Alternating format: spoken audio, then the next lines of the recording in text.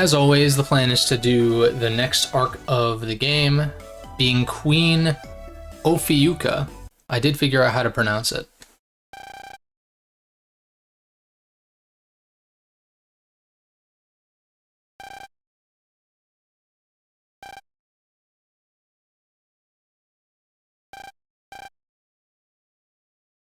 Oh, so it is a public school, okay.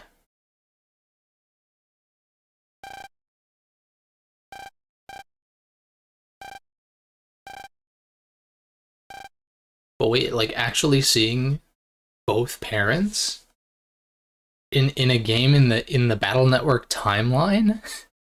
What is this?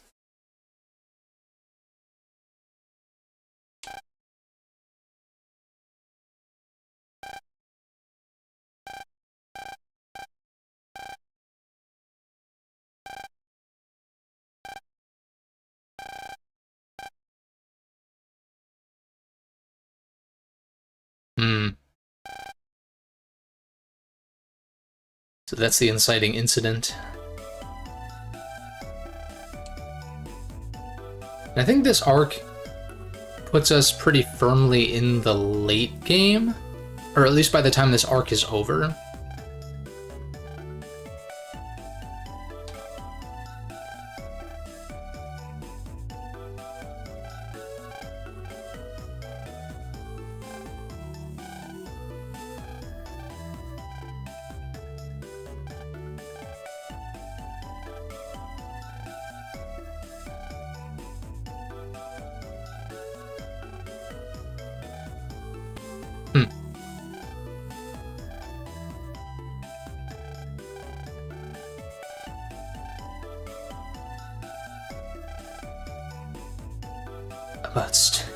Dude, that's quite the seminar topic.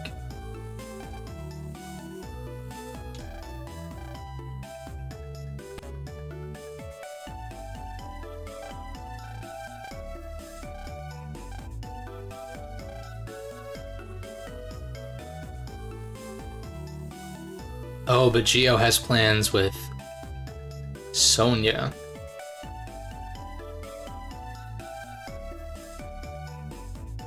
So that's gonna be awkward.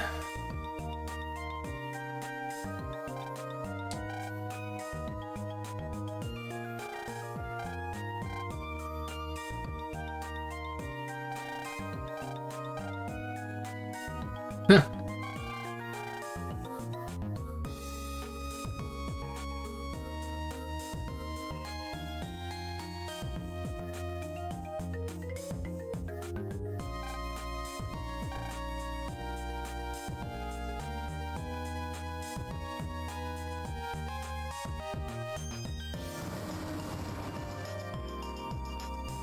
I mean, Luna could just be like, oh, I happen to be going to the same place too.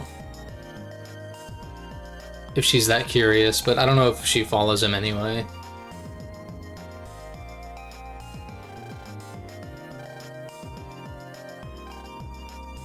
Oh, she just knows where he's going somehow. Okay.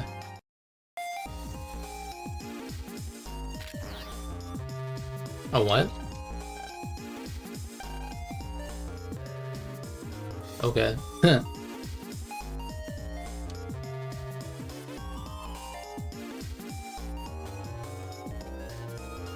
Alright, we got one side quest. Two side quests.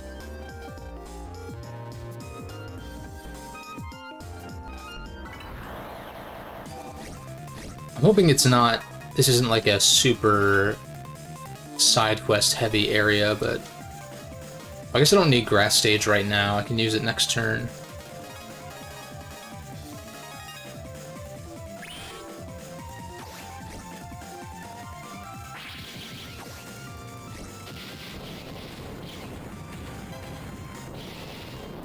Clean. Ooh.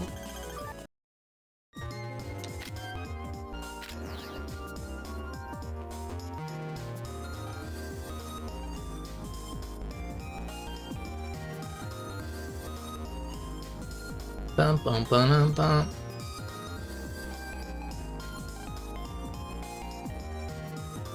Okay, Okay, so there's a couple of different comps. I like don't remember very much about this area. And it doesn't seem like it's super expansive either, which is kind of good. Wait, I wonder if the rover statue is a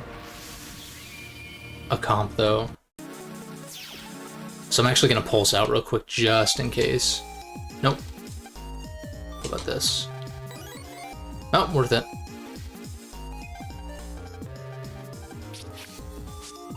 Okay, so thankfully I only saw 2 side quests, and I'm pretty sure I'm all caught up on them. Yeah.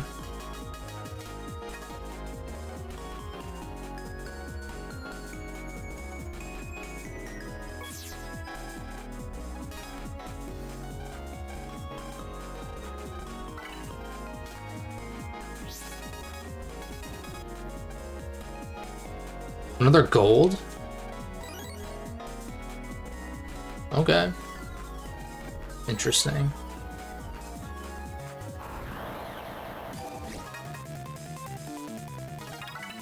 I guess Taurus would have just wiped them, but whatever.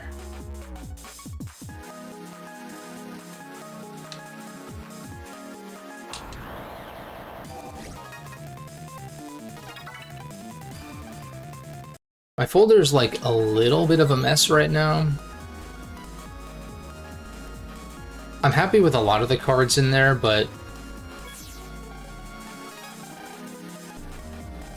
there are definitely some that I would like to replace with something better. Like, obviously the plasma guns. I'd like to just have plasma gun 3s exclusively, but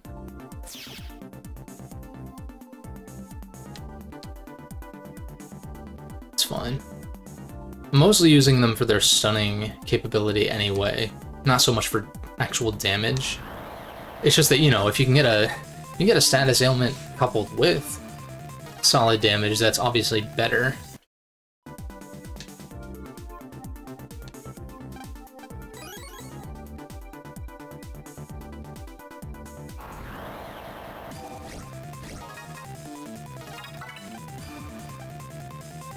Damn.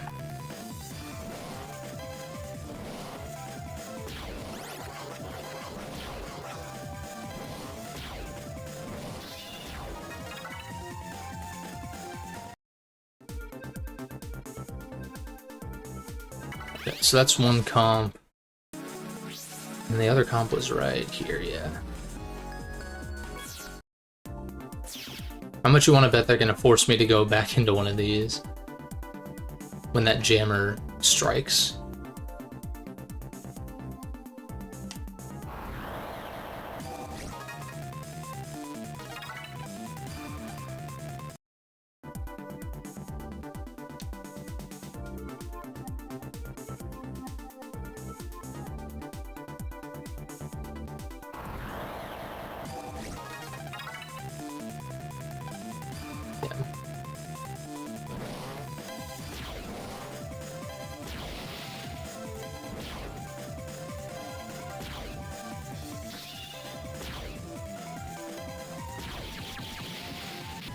Pretty clean.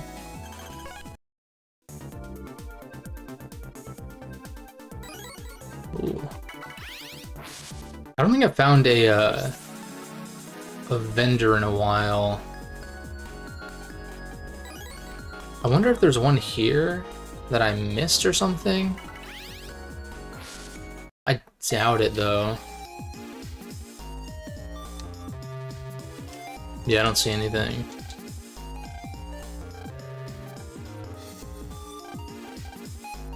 Okay, there's another comp.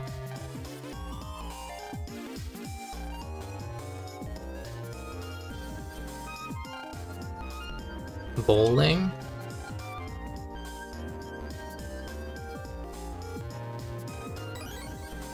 Cool, there's one. I'm assuming this other one I just need to... If I had to guess, I have to go into the Maui... or Moai, or however it's pronounced, comp. Probably. Since that's the comp he's standing next to, it's like, Odds are whatever virus is fucking up his phone reception is in there.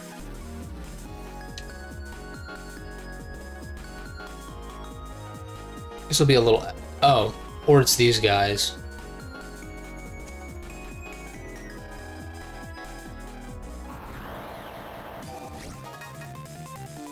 Ah.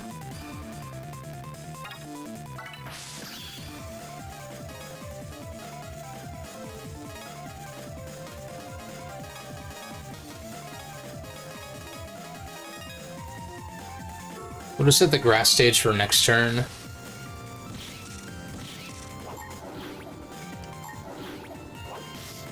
Oop.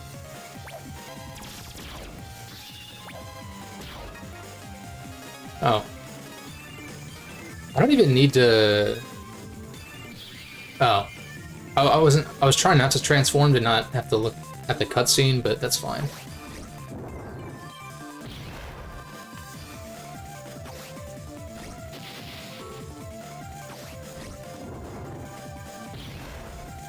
Yeah, he's got his iframes, but we just get like one charge shot on him. And we're good.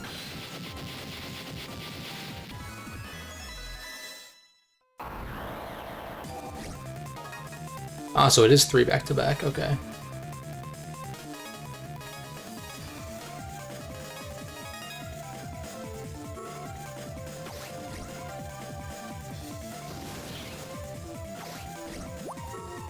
I should probably rematch some guys to try to get higher level chips from them.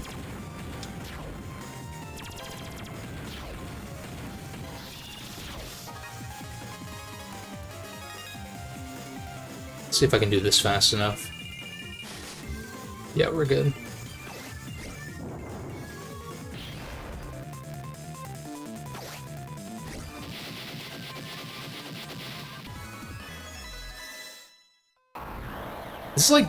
This might be the first set of optional battles that don't give rewards, which is odd. Like, that was a consistent thing in Battle Network, that they didn't give you rewards for, like these, well, not optional, but I guess, like, semi-mandatory fights.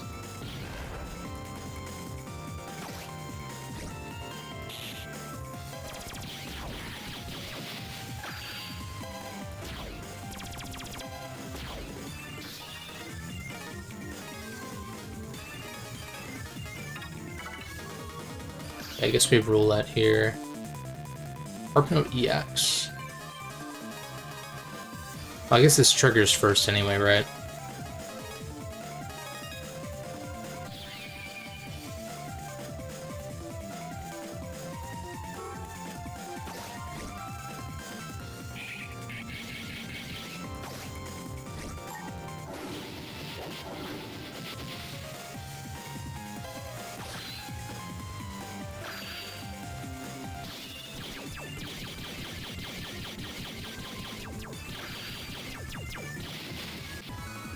Cool. Oh, and they give you a reward at the end, so that's good. So side quest done, but I need to check this comp.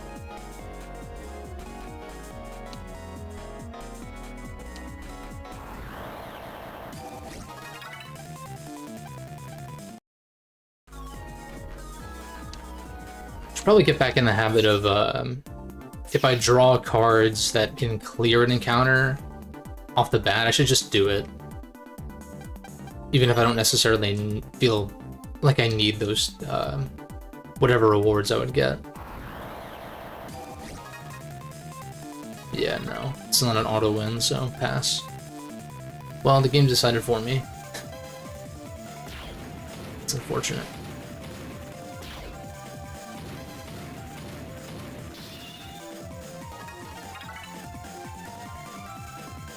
Dude, what the fuck?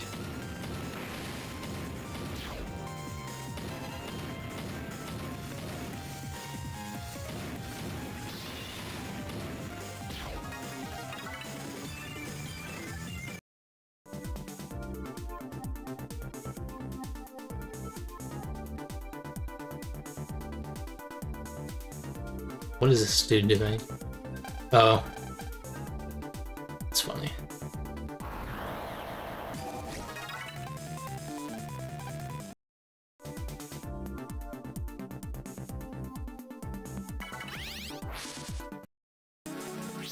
Okay, not too bad. Didn't take us too long to get that done. Turn this in.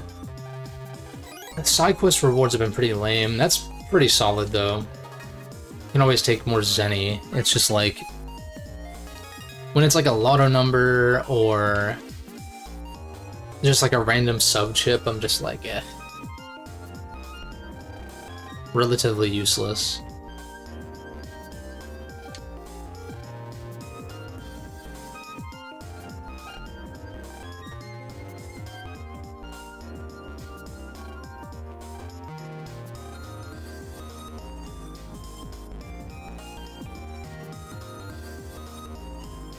I guess I do have that side quest for the big wave shop owner that I can probably look into after this.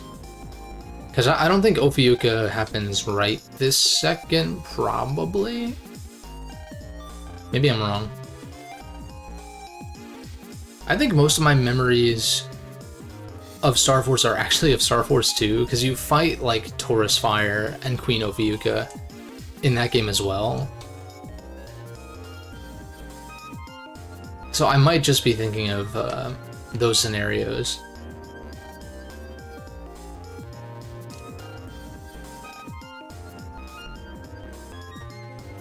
Oh, I would have explored more if I...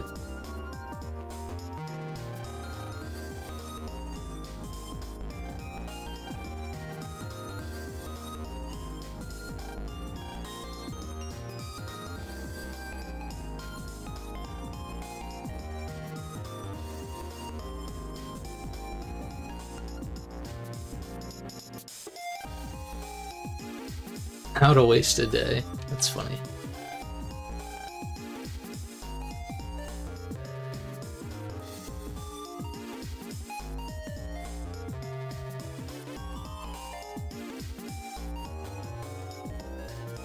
I doubt there's much to find here, but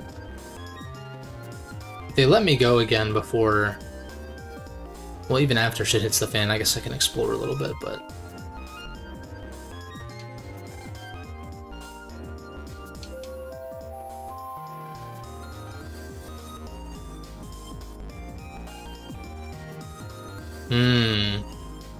Ah, okay. This all adds up. They're doing a snake-based subtropical jungle exhibit. What could possibly go wrong?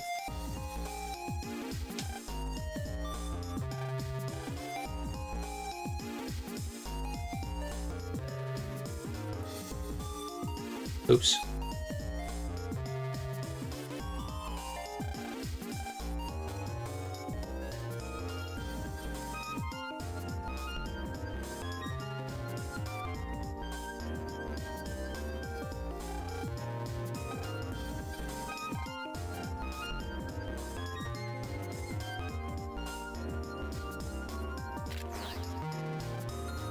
Okay, thankfully there's not a side quest. There's one.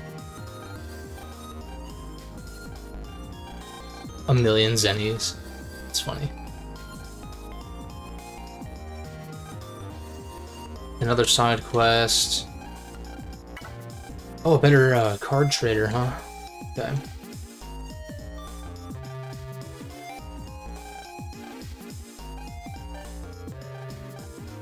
Yeah, I figured one of these would be a comp.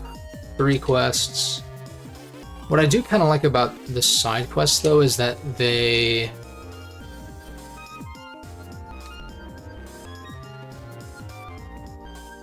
well, I guess this is gonna thaw or something. And that's gonna allow me to pulse in. Yeah, it's gotta be. Let me think. Do I have enough cards? Well, I guess I can look this way. Do I have enough cards to justify this? Yeah, I actually do.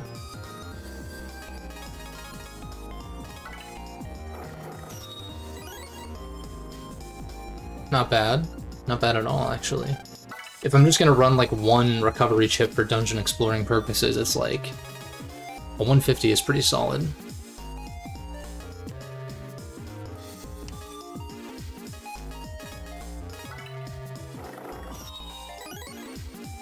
Liquor kick. I have more than enough plus cannons. Not a fan of ice meteor either. Come on, man.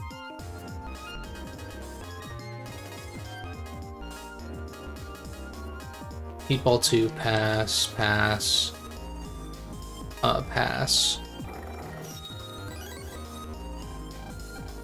There's gotta be better shit that I can get from this.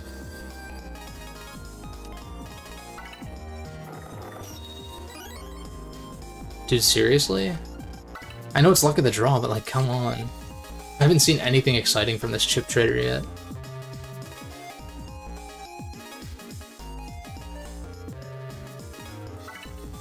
Come on, give me something good. Eh.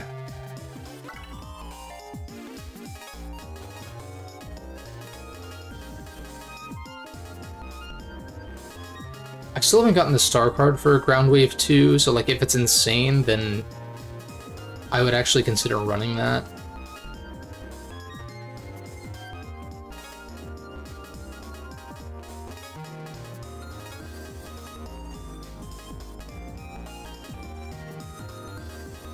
I don't think I need the regular Taurus Fire. I could probably squeeze like one more out of this.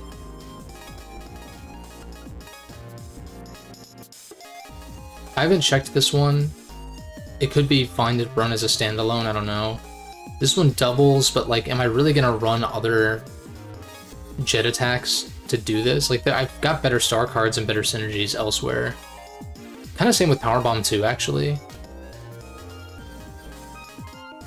Moai Fall might be worth it.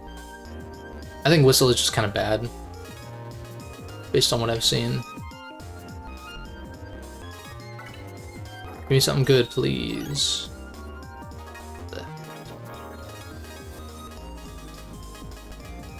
What I can do is I can sub this out, just to have one recovery chip. Plus 40. Plus 40 and Confuse.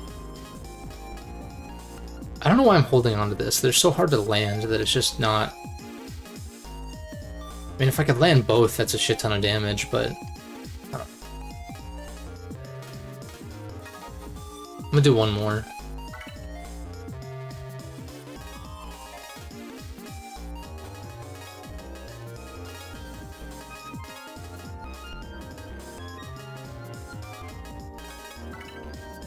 Come on.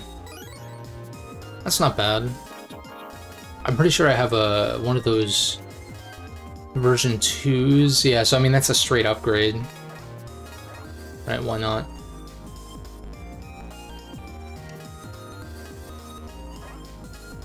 Like, I guess. Although Ophiuka is a wood-based... I guess if I'm running, like, stun-locking shit, then Heat Ball might actually be kind of good. How many star cards do I have? 1, 2, 3... Yeah, so I'm maxed on that. I'm gonna get better versions of these.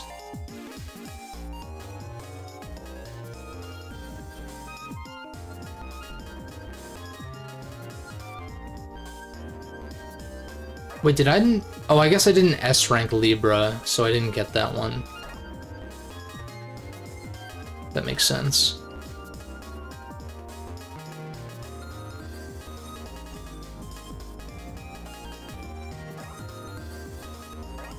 Might be at the point where this is... Like, the HP bug is nice, though. Especially because I don't have a 4th Tailburn, too, but... It's probably just better.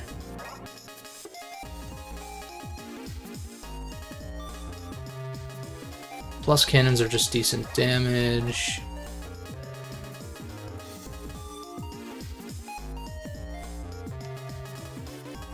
I feel like Wide Wave 2 is probably Or one of the grass stages is probably the weakest.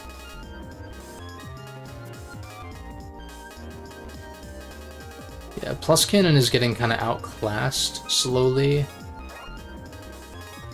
But not to a detrimental degree quite yet.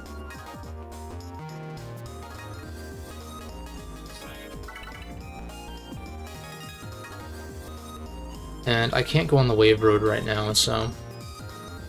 whose name is? It looks kind of like Django, but not blonde.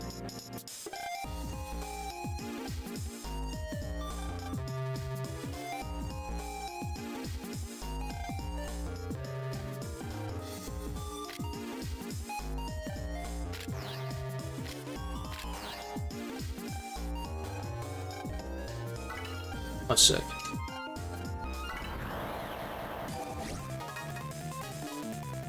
Ooh.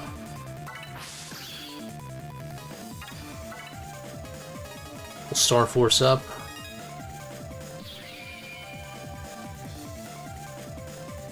In fact, this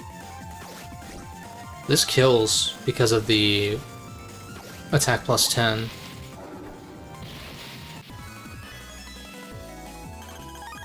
Ooh. I know I can buy these from somewhere.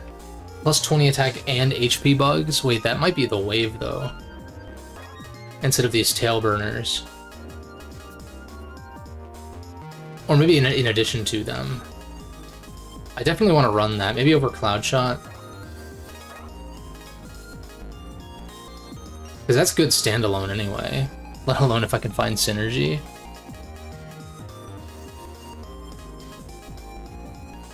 I would actually consider subbing the Brave Swords out for this.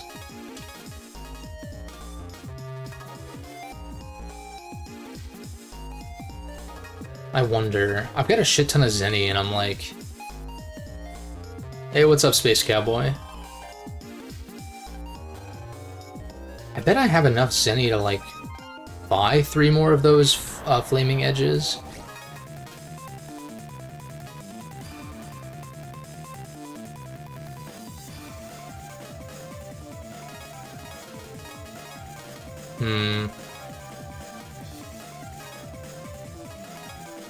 Oh, if Cancer Bubble was a white card, that would have worked. I think I still use this first. Well, maybe I Star Power this one.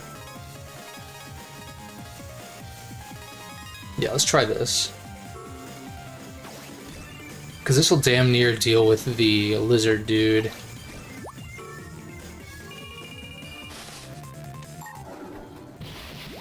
Ah, balls. Damn it. Lens of Street Fighter, sick.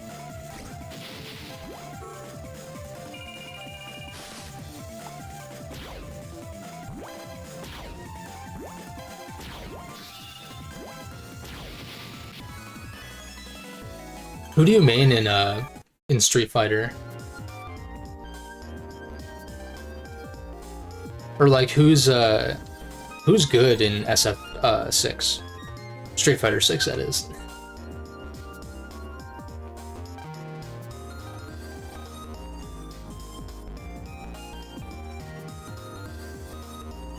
Streamed earlier, just waiting.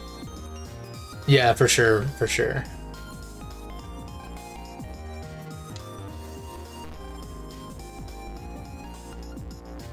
Okay, so I can't pulse in yet.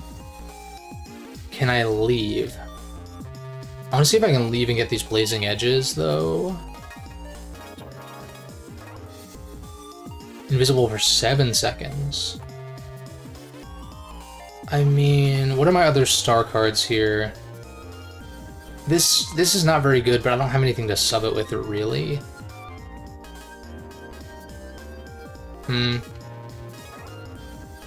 I do think I sub this out, though. And then I get rid of this regular one. Actually, I'm gonna leave that in. I'm gonna get more blazing fire swords or whatever they're called, if I can. Please let me leave so I can do that. It might not let me leave this Times Square, though. Oh, it does. I'm pretty sure it was at... I'm pretty sure it was at the Science Center.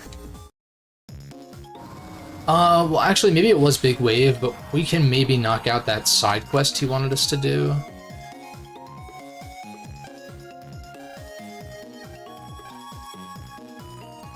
Navi chip, but I must have dropped it somewhere. Okay. Maybe... Nice. JP and Ken are the most common. Luke is solid, Merce is okay, DJ's crazy. Nice. Oh wait, I have the chip, I can just go back. And I'm now like 90% sure that it's actually a Big Wave that we can buy that chip. It might be something stupid like 15k though. But I think that might kind of low-key be worth it. To at least get one more. Let's see though.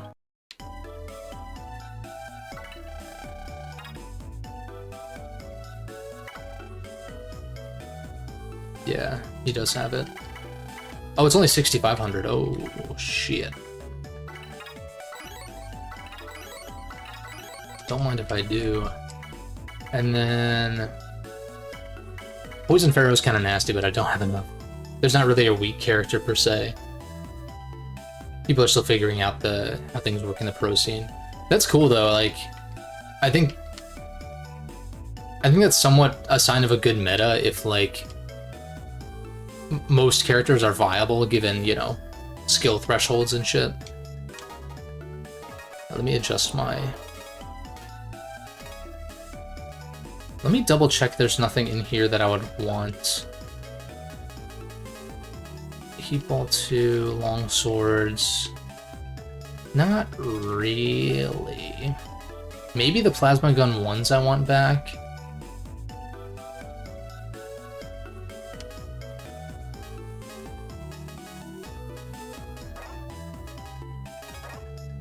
Just for that stun locking potential. What do I sub out with?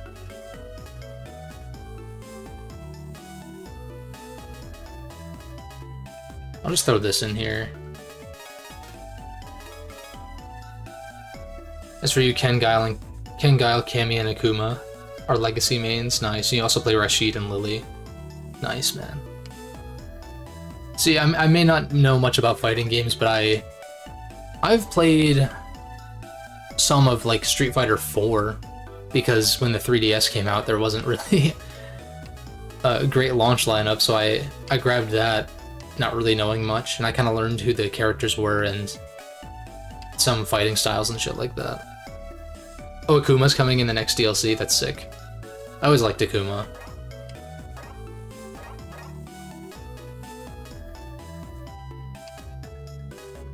Our Plasma Gun 2 is definitely better than 1. Plus cannons. I'm kind of thinking the plus cannons might go, actually. Heat Ball 3 is actually decent if I'm running stunning stuff, which I mentioned before. Same with Jet Attack 2, but these are... They do pierce because they have break, but I don't know that that's going to be super relevant most of the time.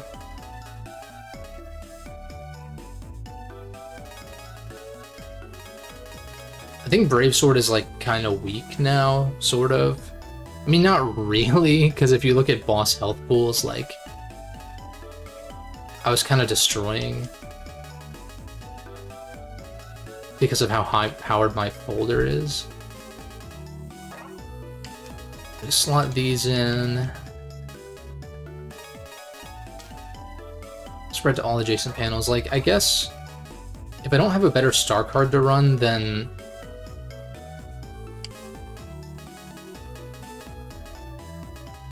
which I don't think I do, I might as well throw this in here, right?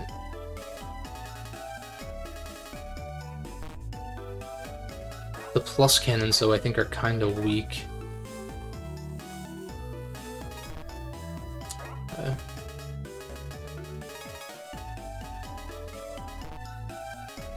Oh, what did I favorite already? Oh, that was a temporary. I just wanted this.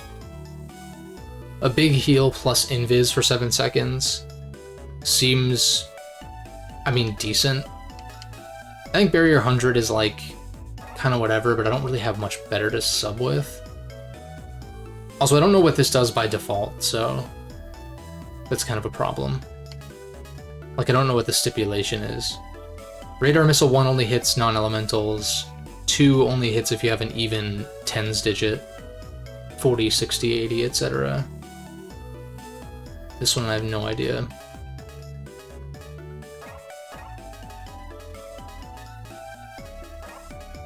I'm already running 2 grass stages, which is kind of overkill. Oh, I did get those plasma guns. So maybe those.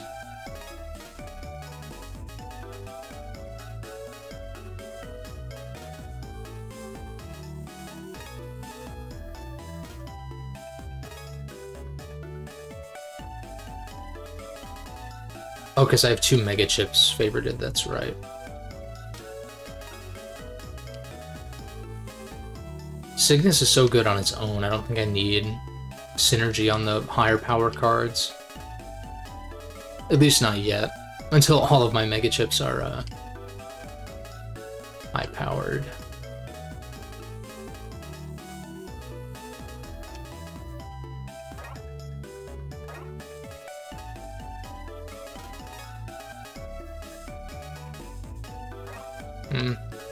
Yeah, I'm not thrilled about this. What else can I buy from this guy? What is Stun Knuckle again? Is it 150? No. 130, punch and paralyze enemy in front.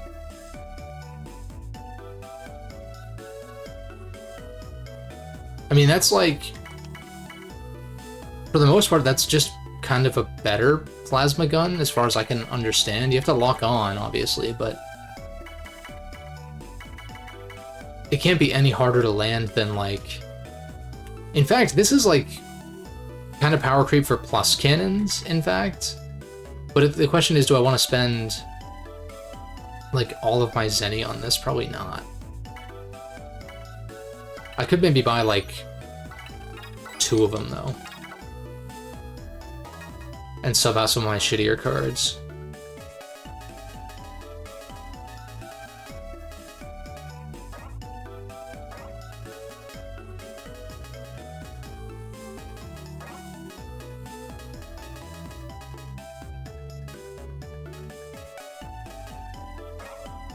Actually, maybe the Brave Swords are worth cutting the plus cannons over. It just occurred to me. But I have too many stars, so I cut this again.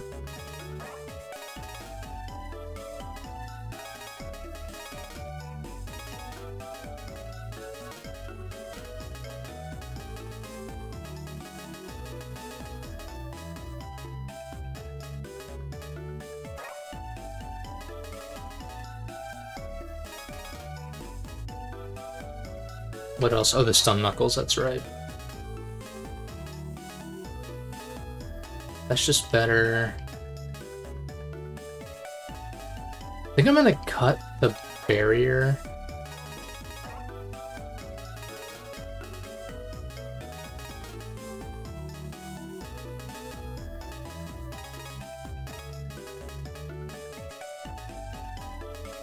It's looking a little bit better, at least higher powered chips. Cards, whatever they're called.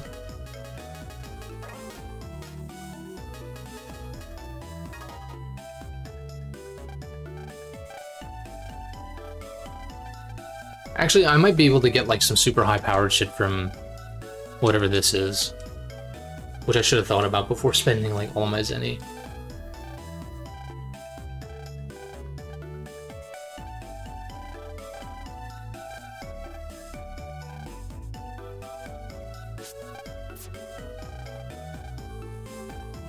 Better check Anakin again, okay.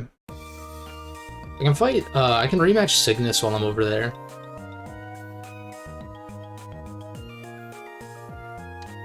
Cygnus EX would be very much appreciated.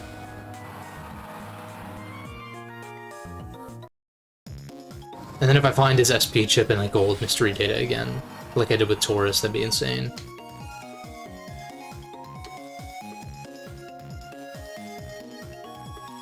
Okay, side quest here. There's a jammer. I'm assuming that is our guy. How far am I in? This is like the 5th arc out of 6, I want to say? Well, I guess 7 including the final scenario.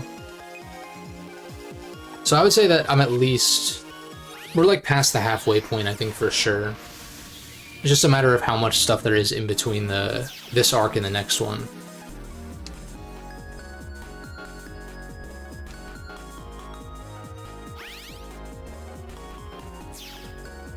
Let's see what this guy's all about.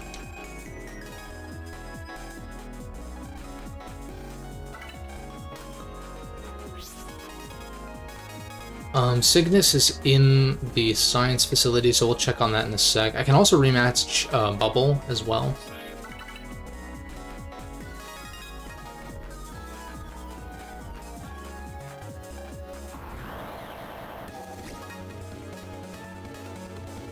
Ooh.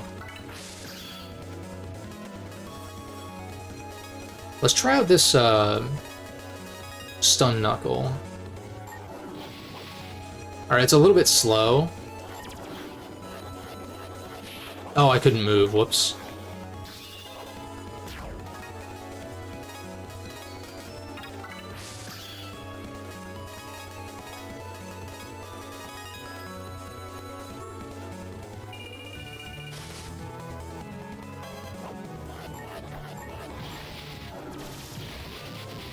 Not bad.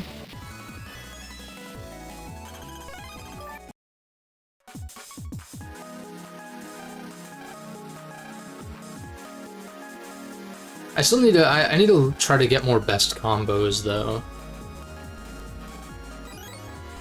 Which I guess I'll do as I rematch these bosses right now.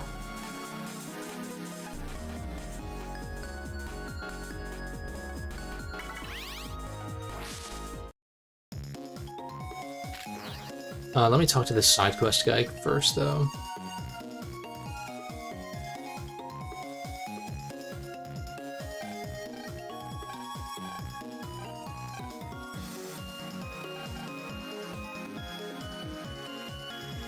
Okay, maybe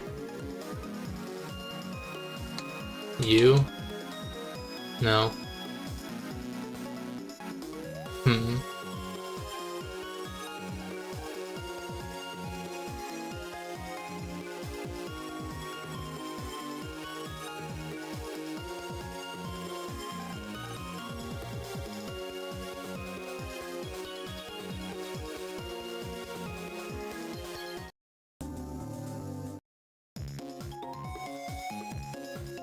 Okay, I'm pretty sure this is my only pulse in point, wave hole, or whatever it's called.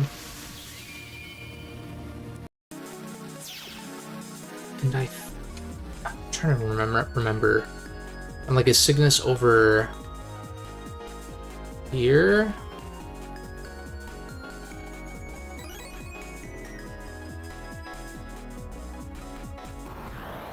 Or is he in the lab? No, I think he's in the lab, actually.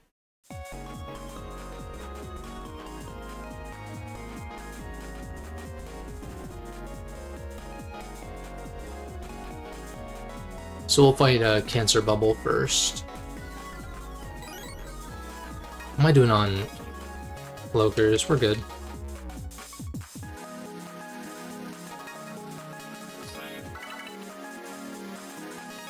Got a decent amount of elect chips.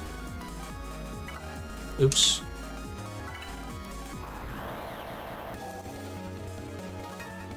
Alright, we got... That's his EX form.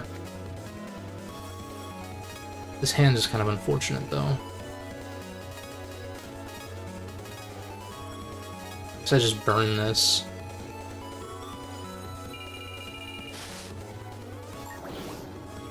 Alright, well, we got him at least.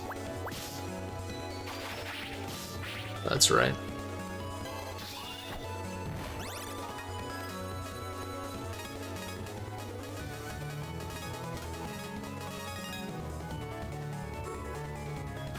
This is gonna be some clean damage. This is not gonna be an S rank, it's very unlikely.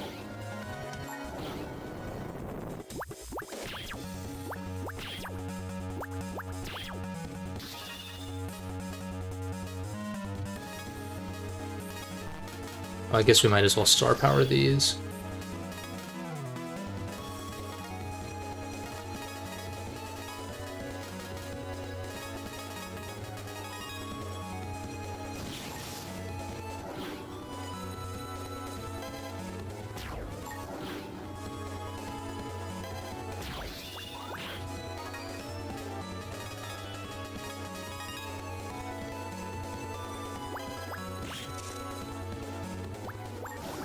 You bitch. What the fuck? I mean, like, I guess I might as well just Pegasus, because it'll auto-lock.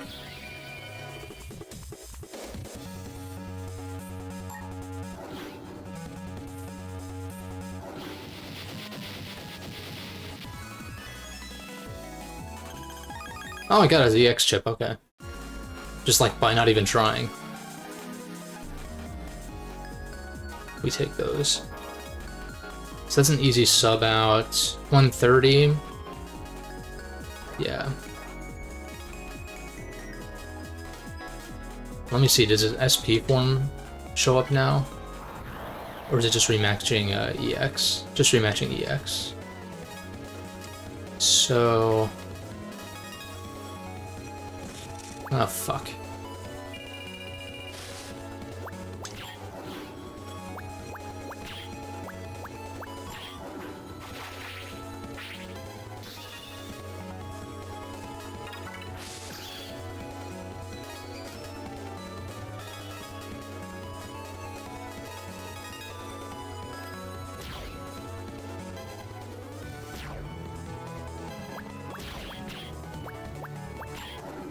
Fucking god, it's so hard to land shit on him. I mean, I got his EX chip already, so I'm not really too concerned.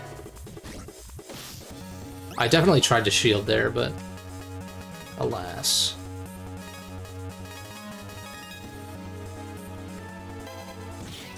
Oh, I was kind of lucky. I definitely locked on.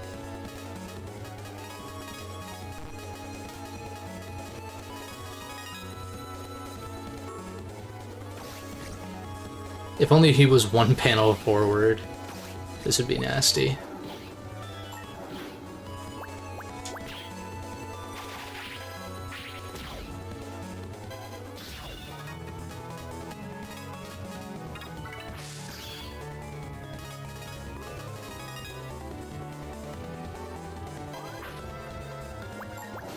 Fuck off.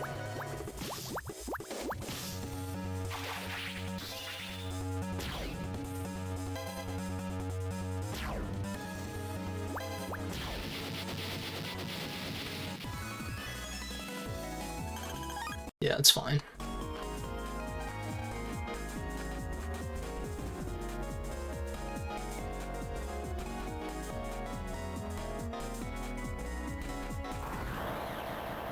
I think Cygnus will probably be easier, if I had to guess.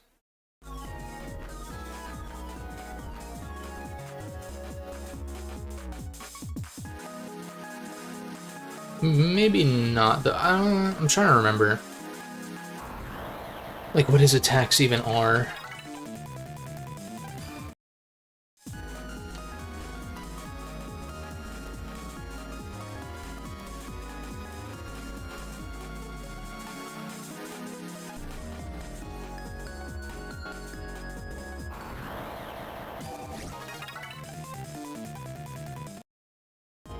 Guess I can give an update on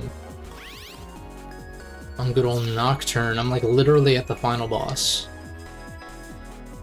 True Demon ending and all of that stuff.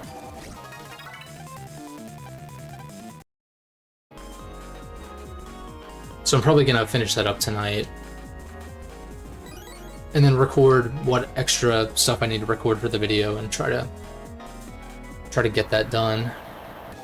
I probably should have saved. I guess I have to reload to before I rematched Cancer Bubble. It's not the worst thing ever.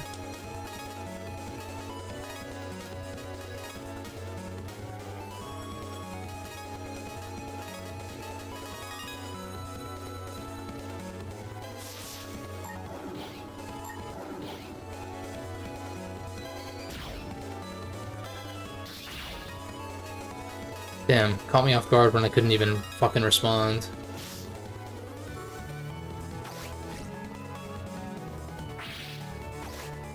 Unfortunate draw on the Brave Swords, though. Not having,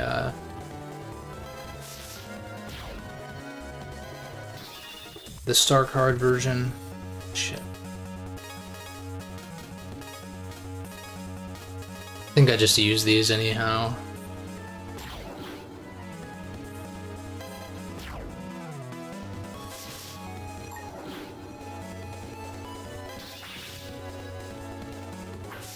I definitely tried to lock on there, but this might be a wash. I'm drawing like 0 synergy.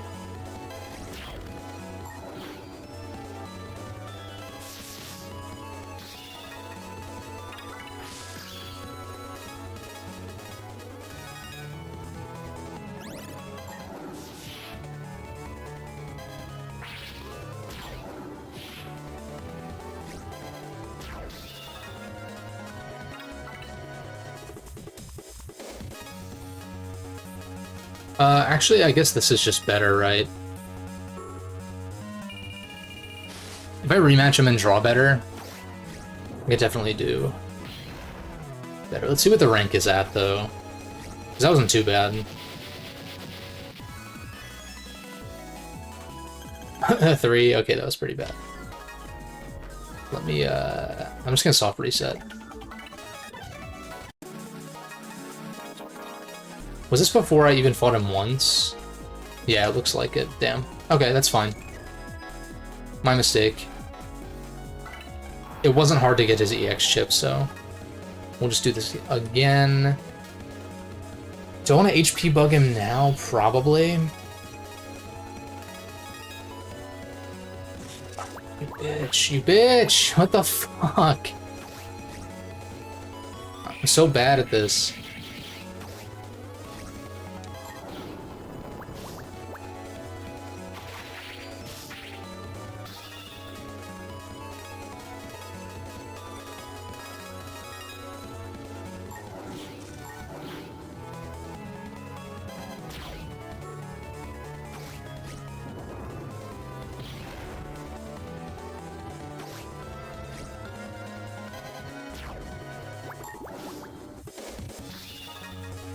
Can the attacks come out like any slower, though? I'm starting to think my folder is still kind of shit.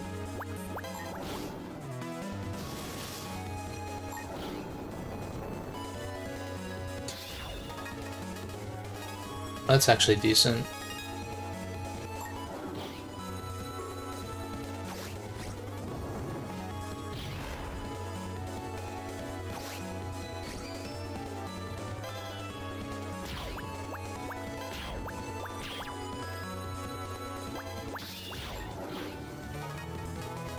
That's one way to do it.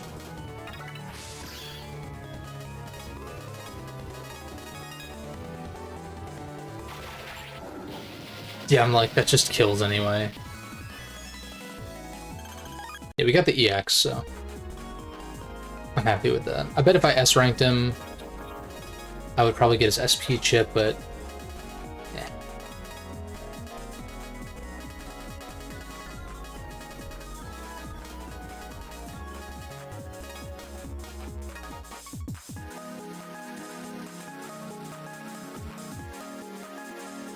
And I'll save before pressing A on Cygnus this time. I don't know why I thought that was the way.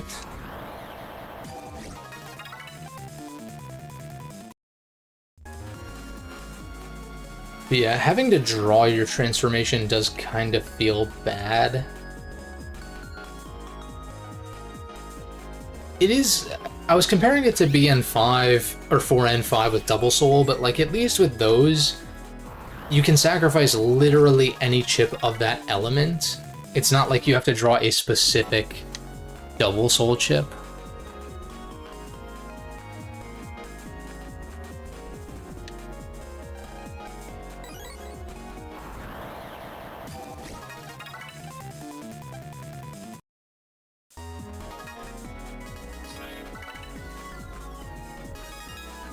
Let's try this.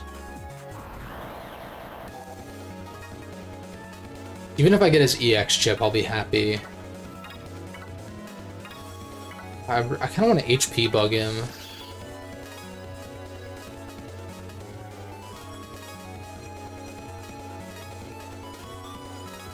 Yeah, this should work.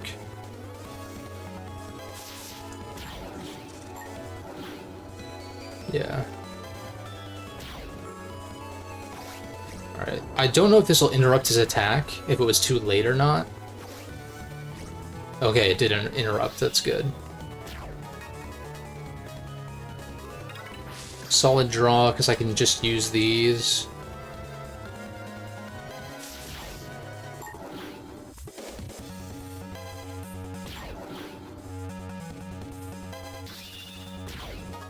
He's gonna do a spin attack, I bet. We drew both of these, that's good. I think I just take Taurus this turn.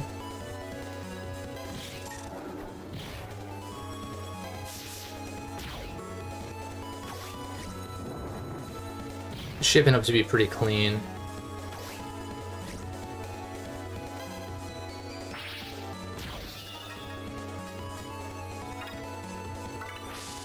Yeah, I just use this to get the invis, and then...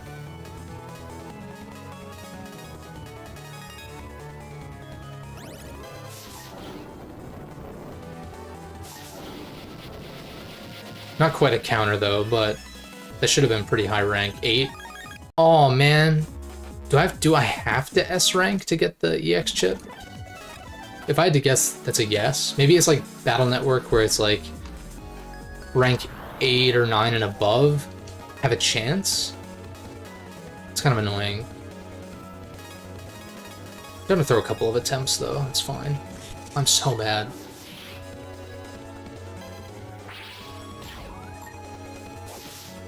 Nope.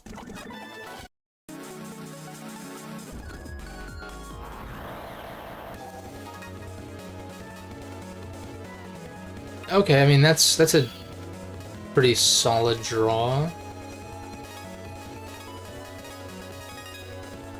At least I can land Forest Fire almost immediately. Nice little 400. Little 400.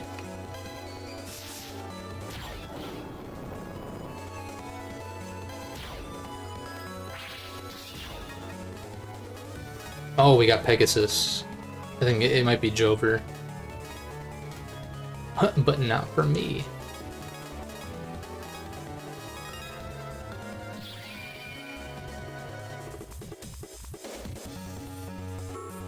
Lit. Does this give you iframes? Oh no, it's a stun. Perfect.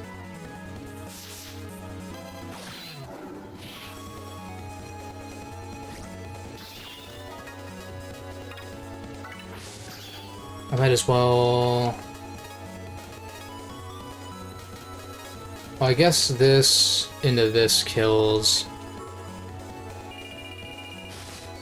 If this is not an S rank, I don't know what is. Actually, I kind of do know what is if this is not it, but okay.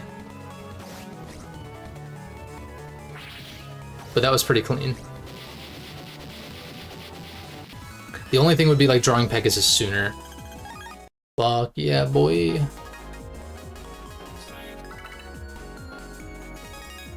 Easy work. 170 is heinous. This card is broken as hell.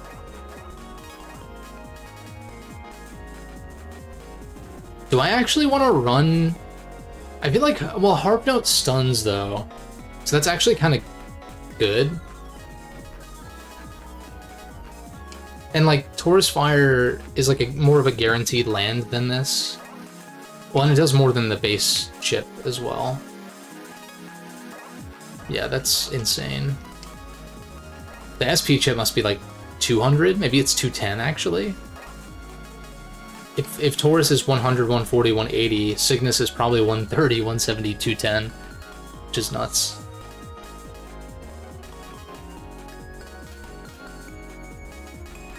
Sick.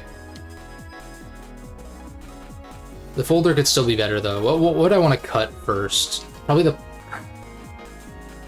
I don't know, I like... These attacks come out a lot faster than the stun knuckles. Stun knuckles are solid for stunning and for continuing a stun that already happened. But they are kind of slow. Also, I think the Brave Swords are still kind of meh at this point. But I don't really have anything better to sub them with right now. Unfortunately.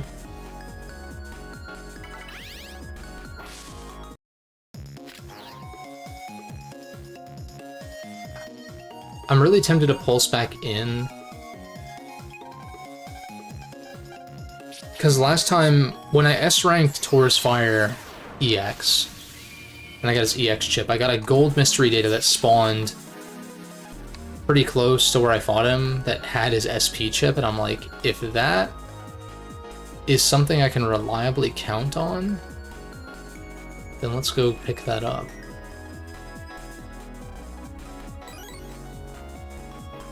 I guess I might as well put on a cloaker, right?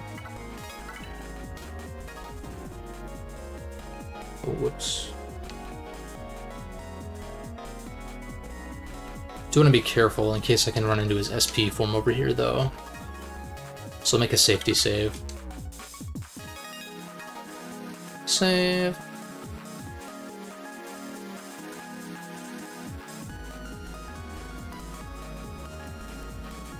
Okay, nothing over here. I guess if I run into his SP form, then I'll throw an attempt. Not opposed to that.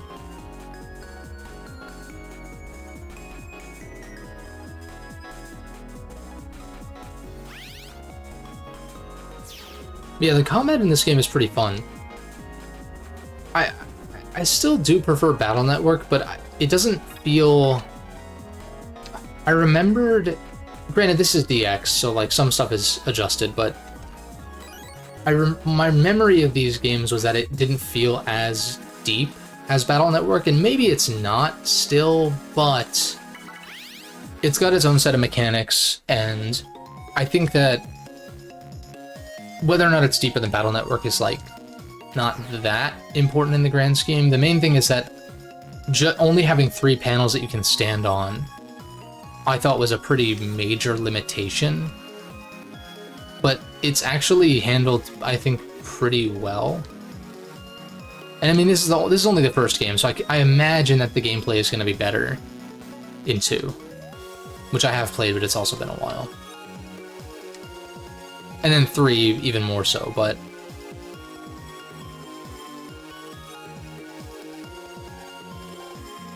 it just feels like a little bit slower, but I guess understandably because of the limited movement you have.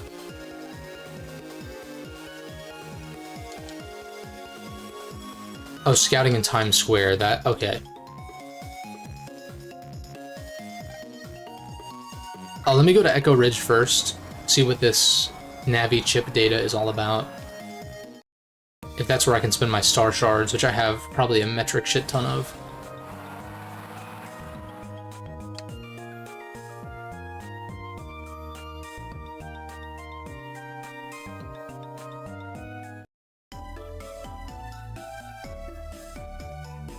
Let's see what's up with this.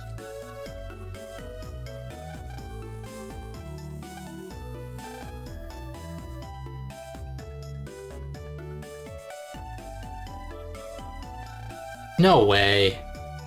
Get the fuck out of here, Mr. Famous. God damn it. That's awesome. That's great. Mr. Famous Mark II. He's upgraded. Played through Star Force and Battle Network this year. Interesting, you preferred Star Force over BN. Yeah, I guess we'll see. I've been saying that I think narratively this game is better than most of the Battle Network games. So that's a plus. Gameplay-wise, I mean, I like both. But Star Force came out, like, when I was kind of starting to phase out of Mega Man for a little while, so... Like, Battle Network being my introduction to Mega Man, I think did have an influence on my preference for it, but that may be the case for other people who prefer Star Force as well. Just say net battling. The thing people used to do with their navis in order to delete EM viruses.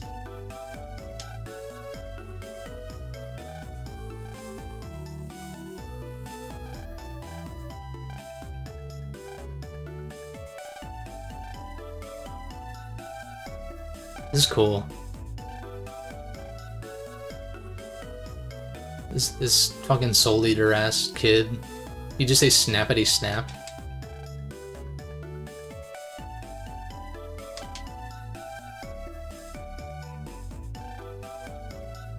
That's too funny though. Slow gauge. What is this, PvP? Give me fast gauge. Alright, what you got, Mr. Famous? Blue Bomber. Huh. Value the simplicity of Star Force. Stories about losing parents and coping with grief. Surprisingly grounded and mature. Yeah, no, for sure. I think that the themes in this game are pretty resonant. Very, very Persona-esque. I know, like, technically this game came out the same year as P3, I want to say, but... Well, I guess P1 and 2 had those kinds of themes too, but...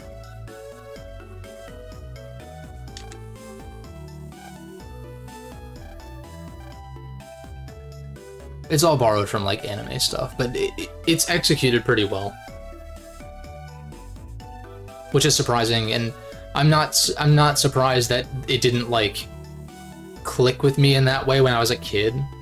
You know, when I was, like, 10 years old or whatever, playing this for the first time. I don't think that... I was just, like... You know, get me to the gameplay kind of thing. I mean, I could appreciate a good story when I was that young, but it's not really... Like, this game is so narrative heavy compared to most of the Battle Network games that I'm not surprised I didn't retain a lot of this game. Power Up. Power Up data boosts your stats and abilities, plus you'll start battle... Oh shit, I was just complaining about this. Dude, this isn't... This patch is unreal. You can turn your power-up data on or off from the mega screen. As you record more counter hits, I'll be able to increase your power-up level. Ah, limited counter hit on 13. Power-up data to Pegasus level 13. Oh? I think Legend's difficulty might have been the play. Maybe not from the beginning, though, because you're pretty underpowered from the get, but... Once you get at least 70 counters, come see me. No way am I doing that. But it's still cool that it's there.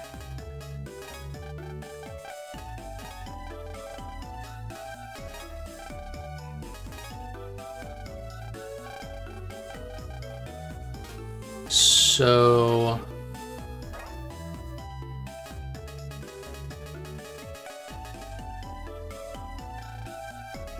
These are like lotto codes or something.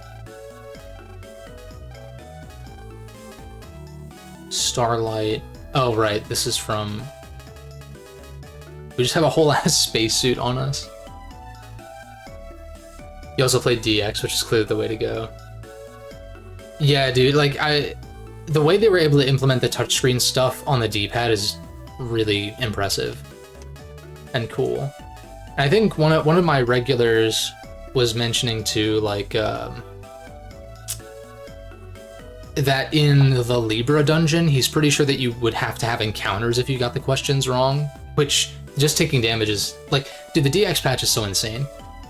Fixes so much. Love Star Force's storyline, it's much darker and mature. Especially Star Force 3. Hey, no spoilers for Star Force 3.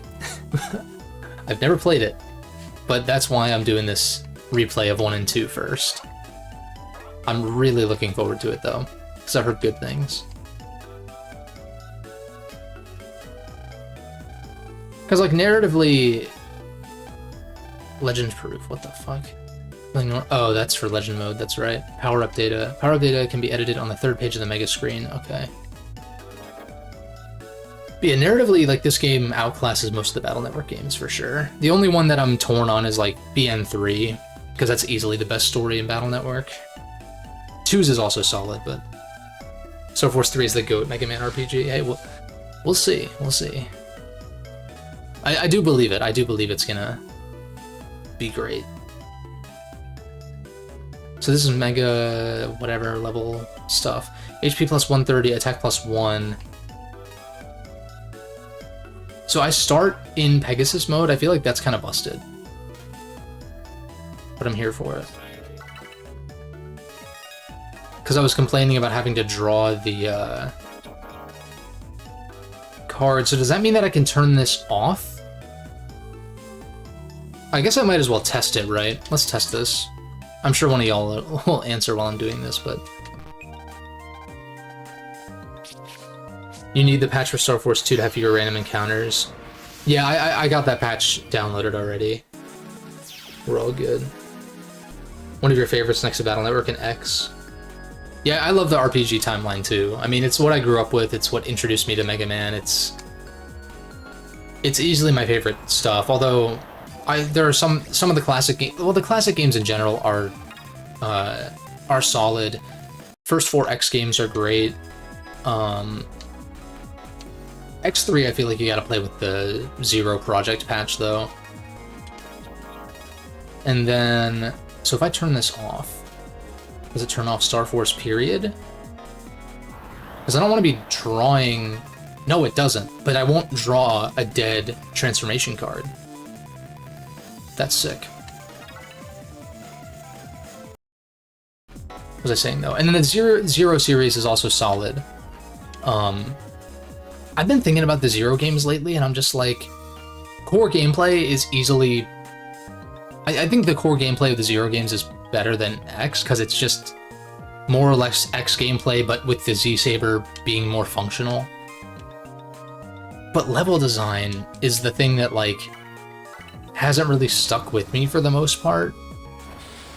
There are exceptions, but I'm like, I think about like the, you know, the classic games and the X games, and there's so many levels that stick out as being like notably well designed. And then Zero, I think about it and I'm like, I can think of some, like the factory from Zero 2, or not the factory, but the one where you fight Phoenix, whatever the hell his name is. And like some of the levels from Star Force, some of the levels from Zero 1, though that's not so much positive, but like the ZX game's even better than Zero. Yeah, the story and characters in ZX I thought was pretty whatever, but I do agree. I like the gameplay of ZX in particular a lot, because it's basically playing as Zero but with transformations, which is dope. Advent had its moments, but I didn't think it was as good as the X1. Do I have enough cards to do this again? Oh, I thought the plus cannons were super mid. I'll roll a couple of these just to see if I get anything good. Nope. Apparently not.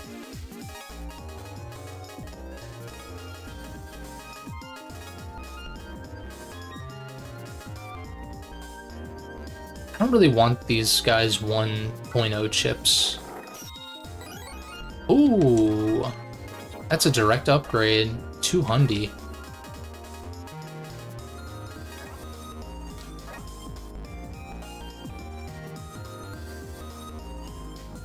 Yeah, Advent does have a readable map, for sure. I do think, like, the map in ZX1 is kind of... annoying, but it also, like,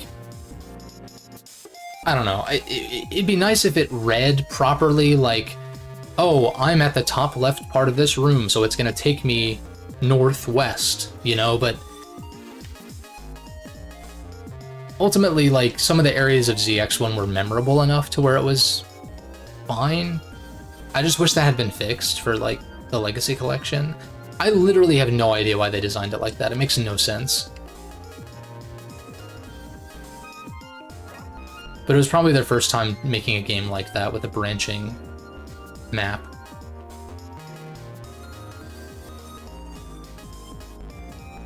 Thunderbolt. I think these Brave Swords are kind of mid. I guess the knockback is nice. Well, is it though?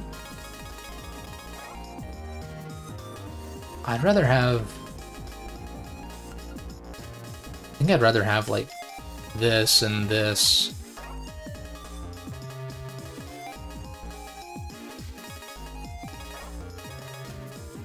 Yeah.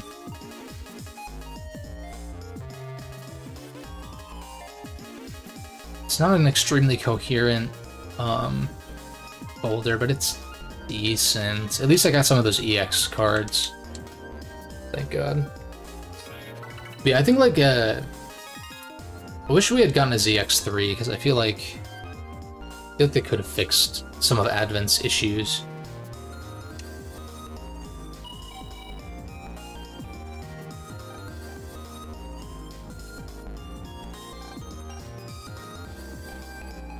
Alright, so I can't pulse in.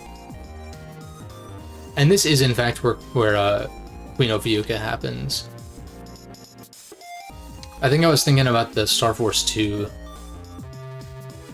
incident.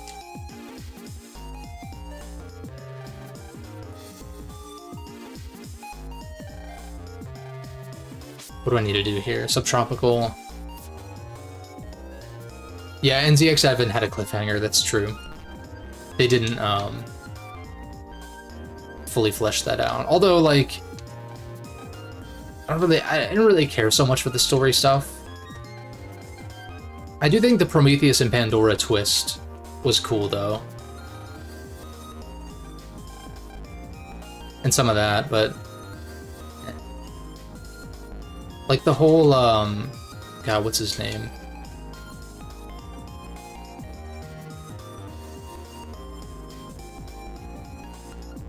What's the final boss of Advent? The twist with him came out of left field and was just like... well, not even left field, it's just like, it wasn't earned. It was like, oh no, this guy that we've known for 5 seconds is the bad guy? No way. I didn't really buy it.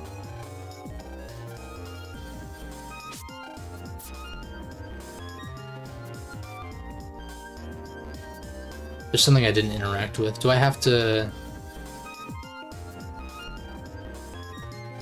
maybe I have to interact with the actual snake in addition to the sign?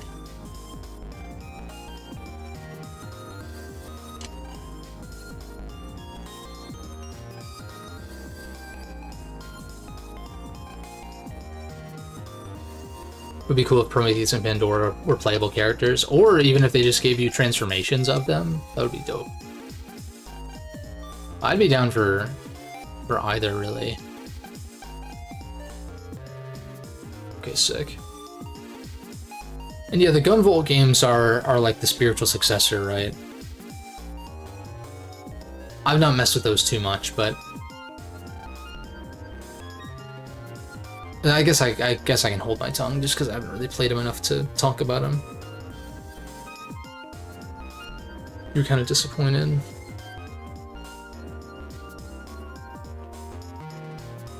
30XX is a good call out. I haven't played too much of it because when it was in early access, people were kind of mixed.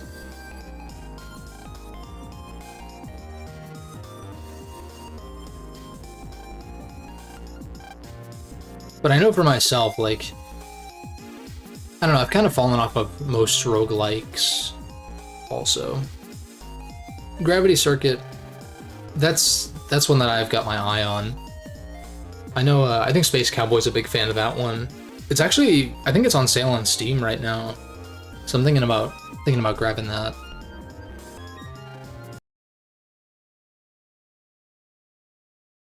I just haven't been in like a super platforming heavy mood as of late.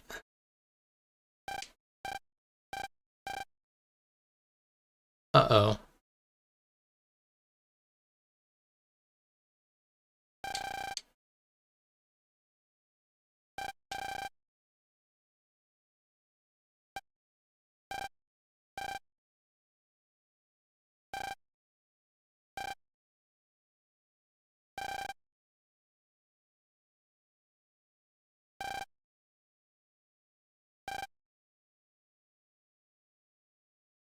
Hmm. Full release of 30XX was great. Also, as a non-roguelike mode. That might actually convince me to check it out. Like, I think roguelikes are cool. It's just like they can feel a bit aimless to me in some instances, even if they can be fun and well designed, obviously.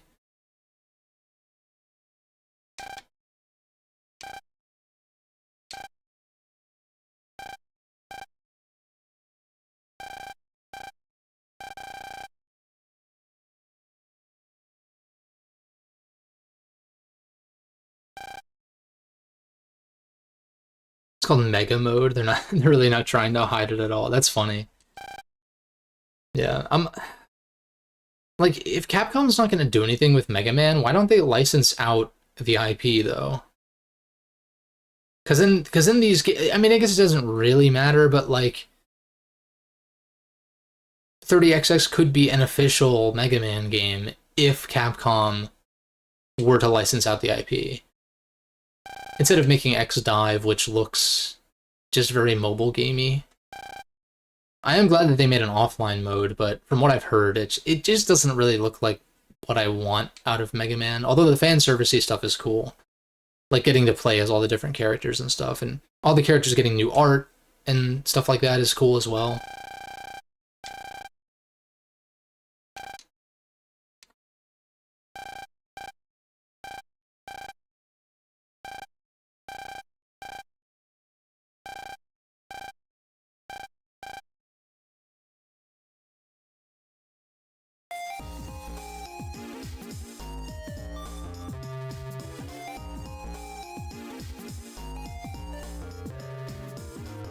Um,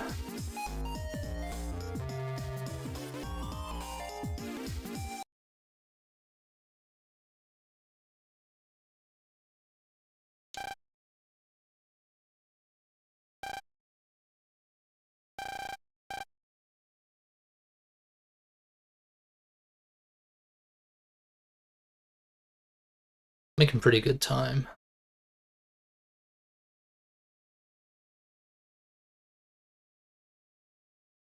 Yeah, I remember this vaguely.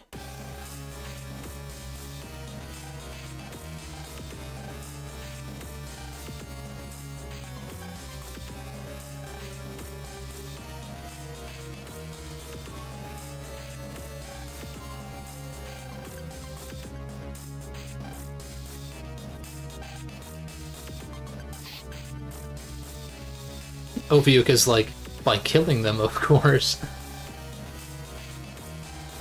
Or at least torturing them or something.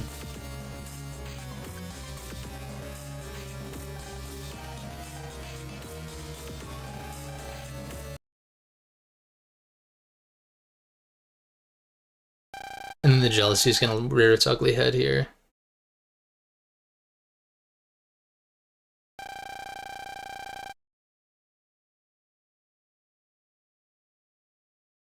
Yeah, no, that's true. They don't have much more to do Legacy Collection wise though. Star Force, of course, and then like Legends, I guess. I still kind of feel like with Legends they should just do a remake, like a proper. I guess they could do like Crash Bandicoot or Spyro-esque remakes where it's pretty faithful, but something like that I think would work. Because I don't know if they do an LC for just 2 games. I guess they could include a Tron Bond, though. So that would be 3. Yeah, I mean, I'm hoping, like, the Battle Network collection sold, like, what, 2 million or something? It at least passed the 1 million threshold a while back. So that's, like, that's pretty major for a collection of fucking Game Boy Advance games. Some of the best Game Boy Advance games. But still.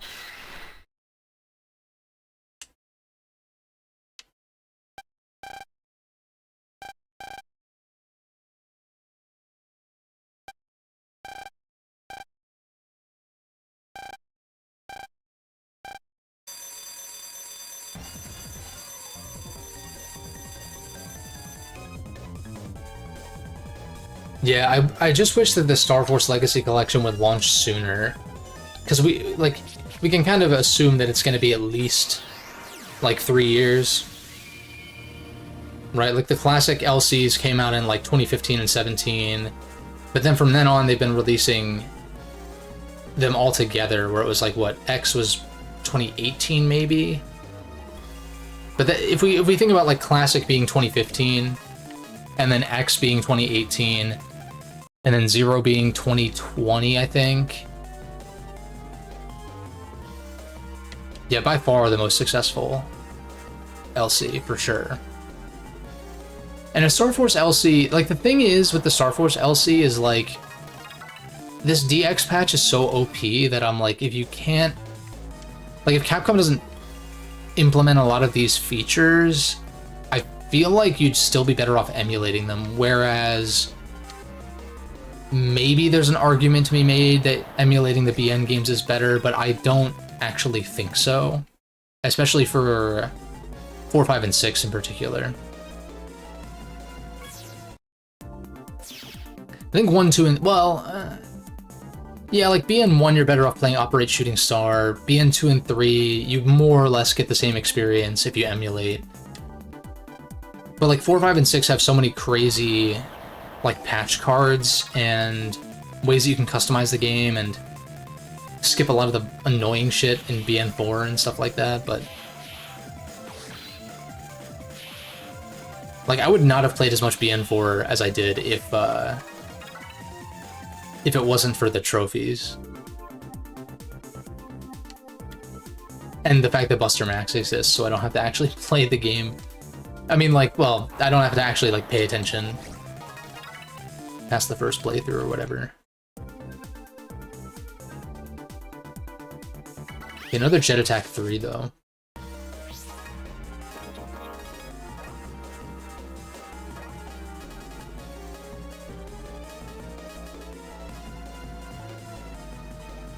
Yeah, the touchscreen stuff will for sure be implemented.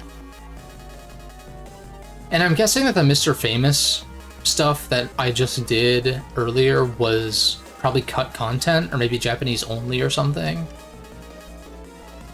But it's like, you know, the encounter rate, are they going to alter that? Or whatever else it might be. I think I'm going to sub this out for this.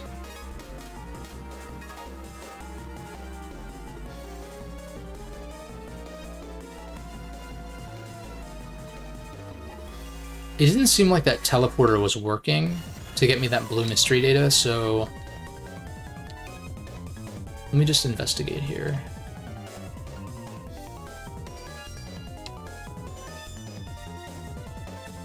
There's some side quests and stuff. It'd be nice to knock this out.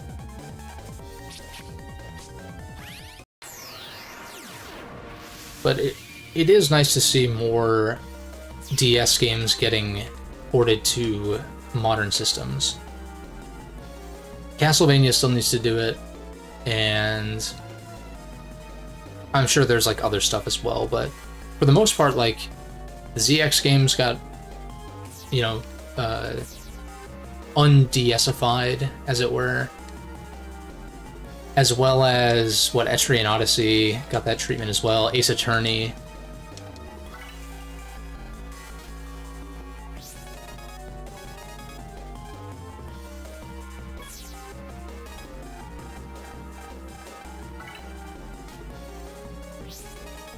And like the rumors of the Switch's successor having 2 screens, I think is actually, well, Nintendo's done some stupid shit in the past, so like maybe they do that. But I can't help but think that publishers who have had to port their DS games to single screen are not going to want to do that again. Because, like, I don't know, it just ages the game in a sense. Even if it's playable, it's like forced touchscreen stuff, whatever it might be. It's like, did this really need to be 2 screens or whatever? Wait, how the fuck did I... Wait a second, how did I get over here, though?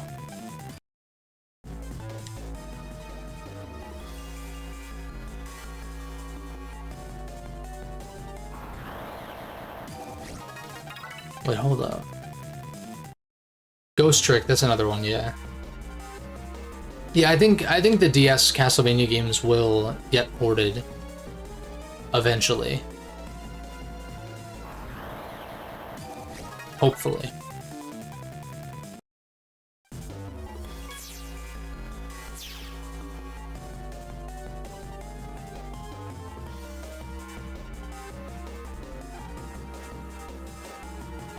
Wait, I'm like genuinely confused how I got over here without a way back.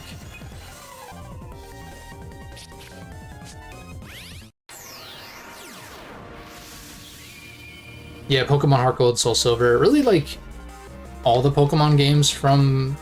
Well, really, just like all the Pokemon games should just get ported to the Switch. I don't know why they're bothering to do remakes. Maybe... Oh, was it through this comp or something? Maybe some... I'm sure that the younger crowd doesn't like the pixel art, and so that's why they're going with... But, like, they adapted Diamond and Pearl in particular to, like, this shitty... chibi 3D thing, and it's like, oh, but they were always chibi. It's like, yeah, but they looked good, because it was pixel art. Oh, I see. I see how this works, sort of. But, like... Yeah, like, they should just... I'm like, why even put the effort into remaking Black and White, for instance, when you could just fucking port them and sell them for, like... You could get away with probably 20 or 30 bucks, and you'd probably sell more units that way. I mean, maybe. It's just... I'm always gonna lament that Pokemon games just sell like crazy regardless of how good they are, quality-wise. It's real frustrating, as someone who wants the series to, like... be back to its glory days fully.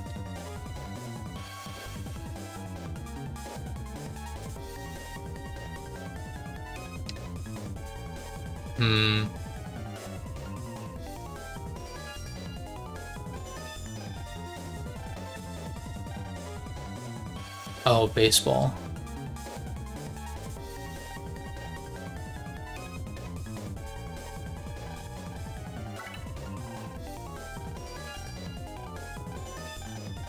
Nice.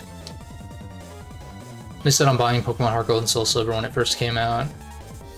No, for sure, man. I mean, like... The thing is I think the best way to play those games is just on an emulator these days. That's, like, kind of the way to go, but...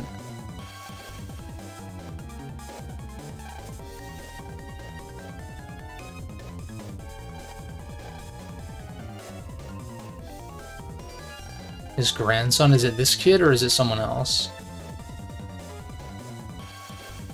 Should be over there playing. Are you his grandson? Kidding.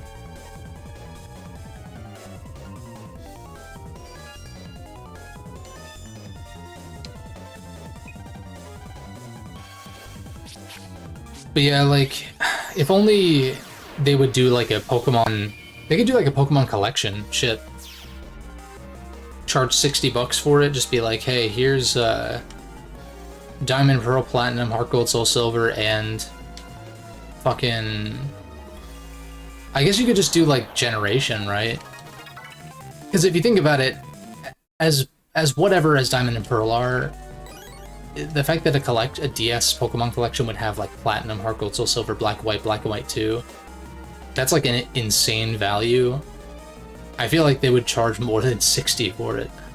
Straight up. I think I have to...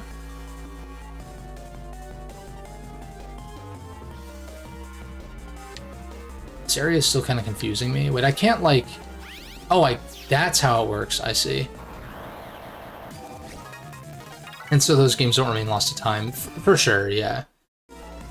And yeah, they could also do, like, the Virtual Console or Switch Online kind of thing.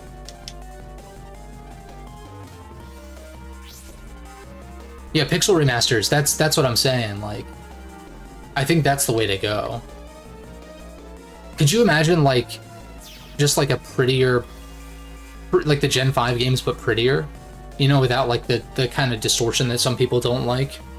If they actually looked HD, that would be fucking insane.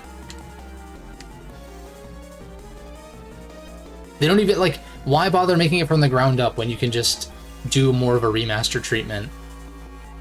And I think it'll be better than if you make them from the ground up. Oh, heavy cannon. How much is that? 120? 150?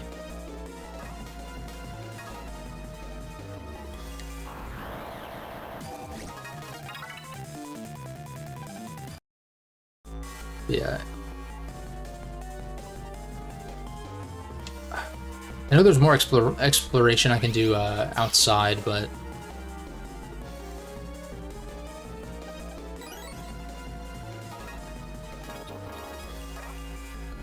Two jammers, 5 shots where you aren't. Okay, so 150? I mean, that seems pretty solid. Pokemon collection similar to the MMLCs, yeah. For entire generations and spin-offs, yeah, that'd be cool. Like, Explorers of Sky is another one where it's like, that one's locked on the DS. Those are, like, Pokemon, I mean, Castlevania, but I'm sure that'll happen, but Pokemon's like the main series of DS games that hasn't been ported over to modern systems. I'm sure there's something else I'm not thinking about. Maybe not, though.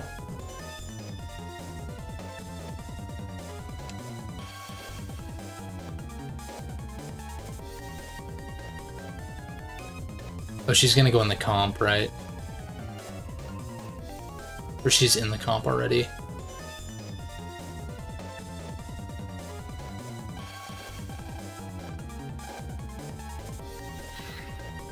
We also need Coliseum and XD remaster for people who don't want to emulate them. But I know I straight up think that Game Freak doesn't want to do that because it's going to show people that those games, having been released like 20 years ago, are better than what they're making now, which is insane.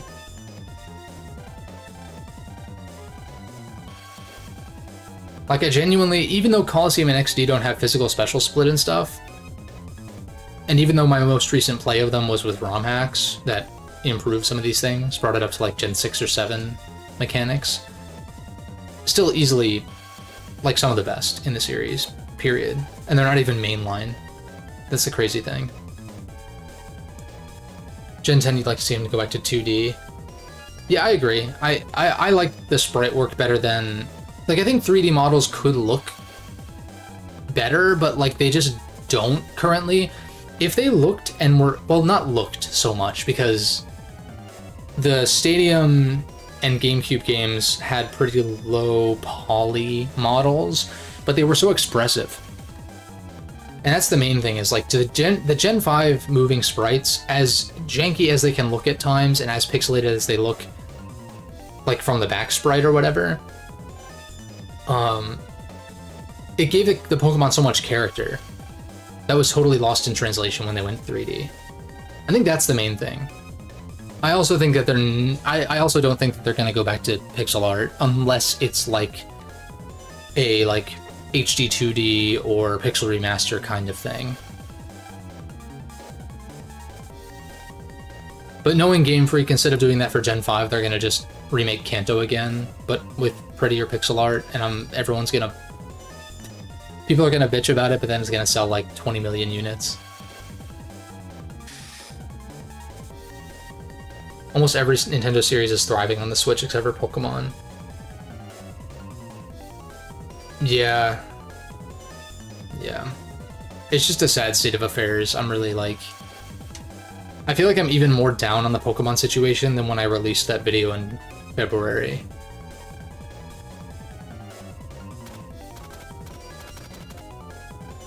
Like, I still agree with a lot of points in that video, but...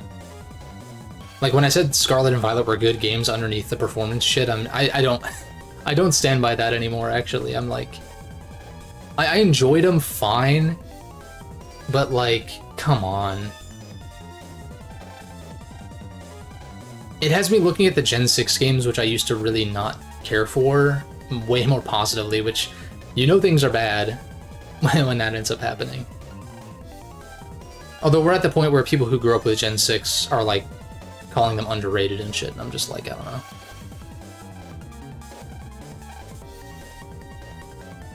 I think Oris is decent, but X and Y, I don't know. I'd maybe still take... It's like, I'd probably rather play X and Y than a lot of the newer stuff, but narratively, I actually kind of think that Scarlet and Violet are better, even if I don't think they're, like, mind-blowing or anything. What the fuck? There's a lot about snakes. Where's that lady?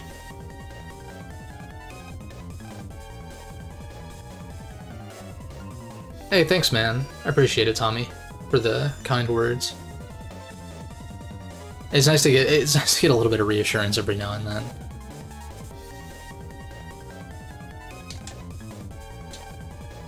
Got a big video coming up this weekend that I'm looking forward to making, or finishing, basically.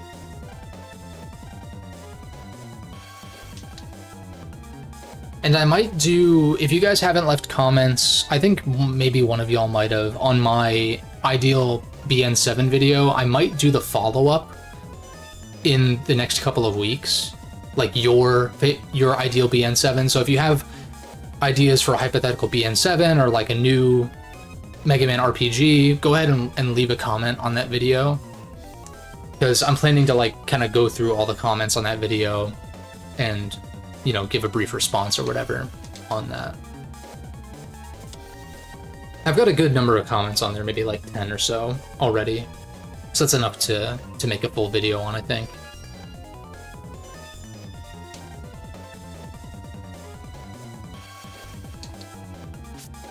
I'm like not even paying attention to the dialogue at all. We're the engineer in charge of the temperature control. Not you. Okay. He must be towards the front then. Oh, maybe... Actually, maybe he's not even in here.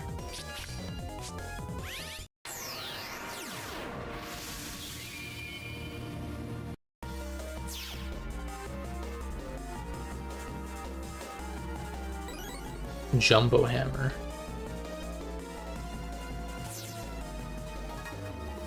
I wish I had a map. If I had a way to like actually view these roads fully, that would be really nice. I do wonder...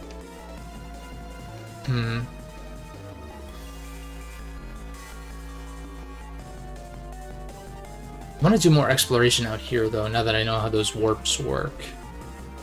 Oh shit, Grandpa's dead. Oh fuck.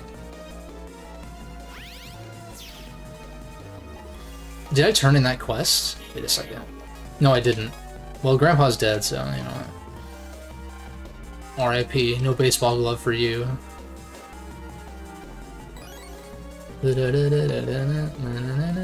I love this panic theme, though.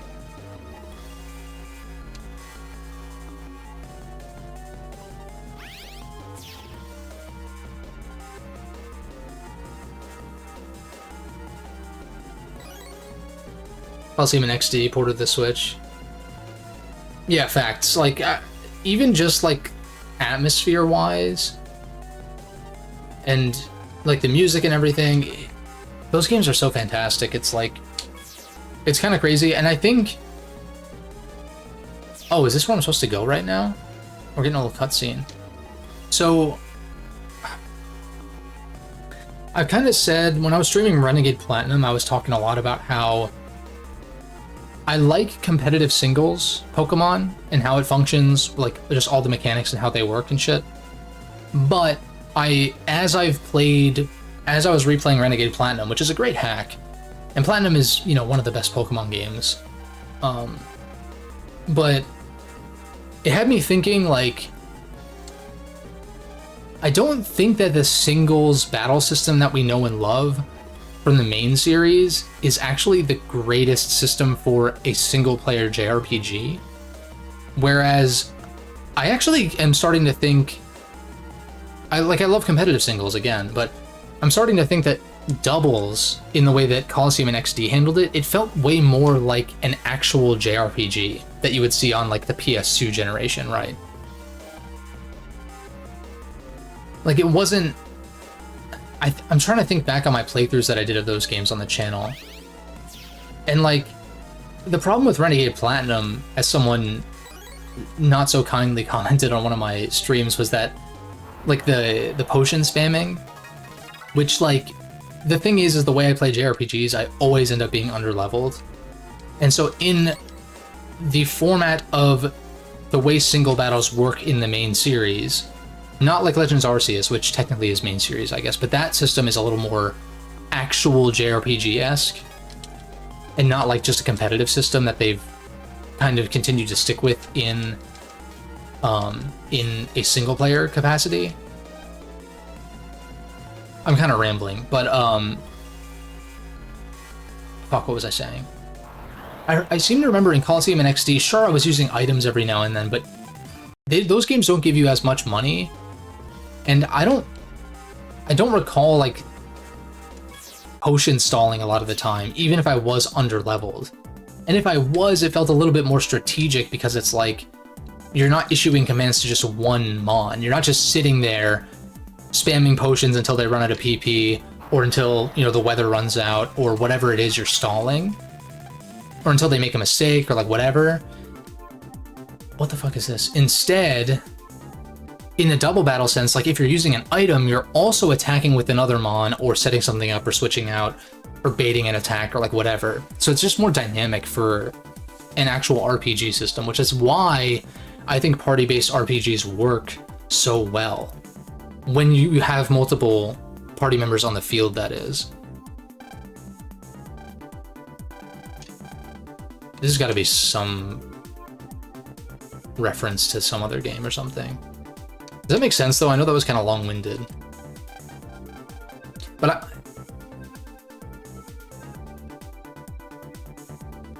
oh no, you're good, Gustavo. Didn't really potion stall. There were some times that I did here and there, but it was like, it's one of those things where it's like, what else am I supposed to do? You know?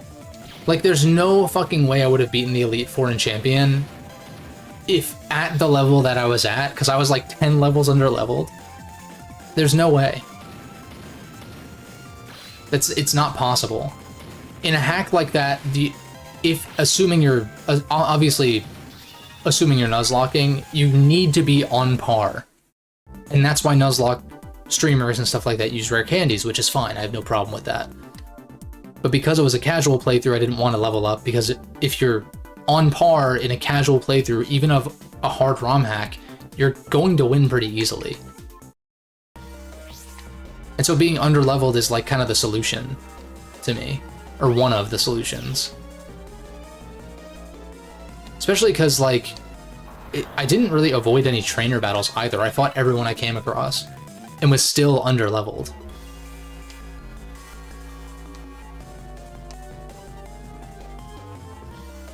And one of the things that I like a lot about JRPGs is being able to play underleveled, but still, like, make it through. Like in Nocturne, which I'm at the final boss for, literally. I'm gonna fight Kagetsuchi and Lucifer after I'm done streaming tonight, but what's it? I've been underleveled in that game compared to what a lot of people suggest, and I've been doing fine. I don't want to spoil the video too much though, so like, just keep an eye out for the video because I go more in depth on it. But it's like, it's not really a complaint so much, especially because some of the stuff I was using was a little, like, you know, I could purposefully not use some of the more powerful stuff that I was using, but I tend to not like to do that I tend to not like doing that kind of thing on a first play. Which is why I didn't Nuzlocke Renegade Platinum, for instance. It's like, my blind first time through a hack, I really don't have an interest in Nuzlocking something blind. Oh shit, what did I just get? Tidal Edge? Power up plus 60 and traps in a bubble? That's insane, dude. What? And if we run Ice Stage... Holy crap. Now, if only I could buy more Tidal Edges. Fighting final bosses, such a nice occasion, yeah. No, for sure. Especially in Mega 10 games, because, like, those are play sessions in and of themselves, like doing the final bosses. Like, I remember the final boss of Persona 3 took me several attempts, actually, because of how long that fight is, but it's awesome. But I'm not going to spoil it, because I know Reload is coming out and stuff, but... Digital Devil Saga was kind of the same way. Well, DDS 1, the final boss wasn't too bad, but DDS 2, the penultimate boss, the boss before the final boss, that shit was hard. But I was there for it. It was like... It was a process, and then the final boss was... Still required a lot of thinking, but wasn't nearly as grueling when it came to prep. Now the question is, how the fuck do I get out of here? Also, wait, I accepted those side quests, right? I've been, like, talking so much, I haven't really been paying attention.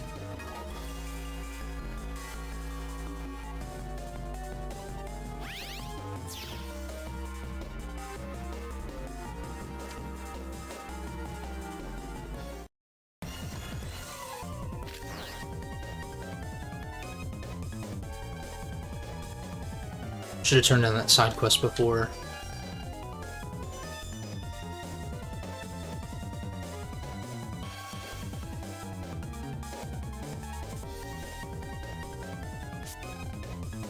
Try to find a place snakes don't like. The snowman, maybe? Like, in the snowman comp? I don't fucking know. Or maybe, well, the igloo, though. That, like, igloo exhibit that was downstairs. I want that blue mystery data, though. How do I get that?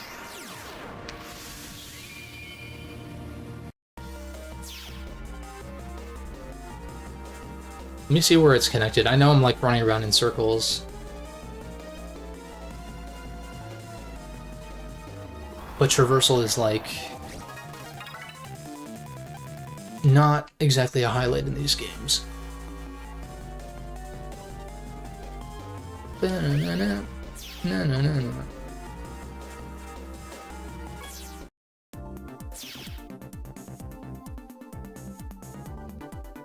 Okay, this is not it then. Ah, I just didn't go this way, I see. Oh, wait, I haven't even been looking at my weapons, though. Blinding Eye... 312-221. A charge shot that may paralyze foes. Does that stack with Pegasus? Get only Zennies from battles? That sounds good for grinding Zennies, but... Charge 4... I think I still stick with Blinding Eye because it has a faster charge and more attack. And plus, I don't know if I'm starting battles in Pegasus mode and my charge shot freezes and that overwrites any other status, then there's no point in going for Para. Although Para is insane, but... Charge 4 is really nasty though, but... I think we just stick with Blinding Eye. Double battle system is very strategic. Yeah. I don't even think Genius Sonority is around anymore. I think they shut down. Sadly.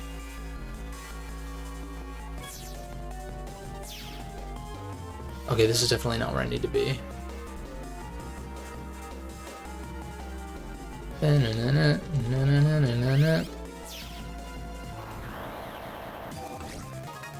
But I mean, I would love for another Shadow Pokemon game like that, yeah. For sure. I mean, shit, even if they like limited the decks, which, oh no, Dexit, and in the main games I get it, but I kind of liked it. One of the few things that I liked about BDSP was that the dex was limited, and so they could just kind of focus. Well, I guess the ideal would be that they could focus on other stuff instead of bringing all these other mons in besides the original 493, but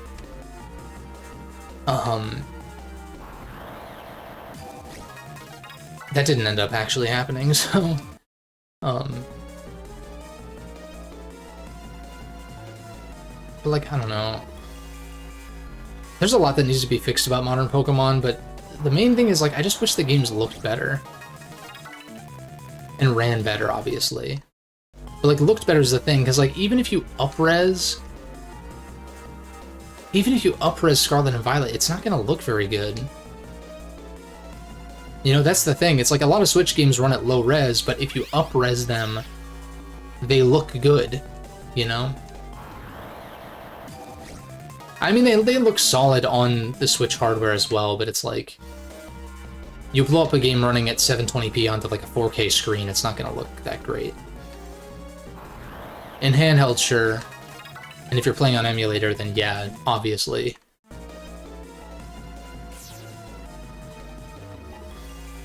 But like, even when I played Scarlet and Violet on emulator, it's like, it just didn't look very good, man. A place snakes don't like. Do I need to interact with the igloo or something? Ah, okay, so he's hiding in here. That makes sense.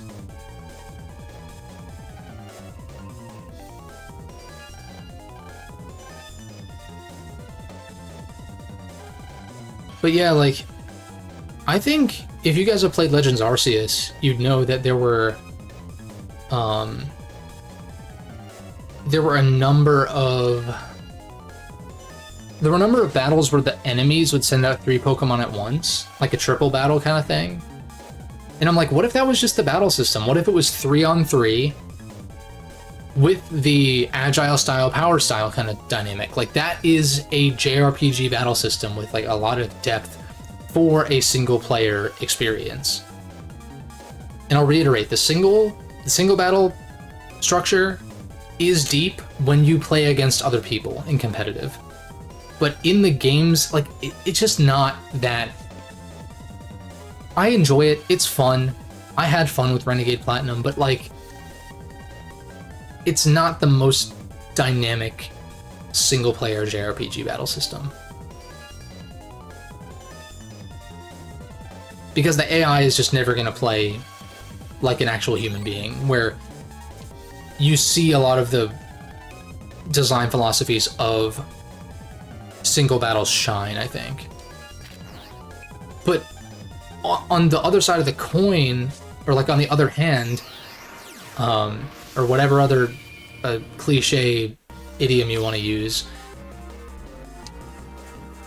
Game Freak doesn't seem to be designing Pokemon with competitive in mind, certainly not singles. You just look at how many busted-ass Pokemon there are, specifically in the singles format, but really just in general, this gen, and how many bans that have had to been made. And it's like they're not even trying to make them balanced. They're just like throwing shit at the wall and being like, hey, wouldn't it be cool if we made a version of Sneasel that was, or of Weavile that was better, but also had a move that has a random chance to status, including sleep?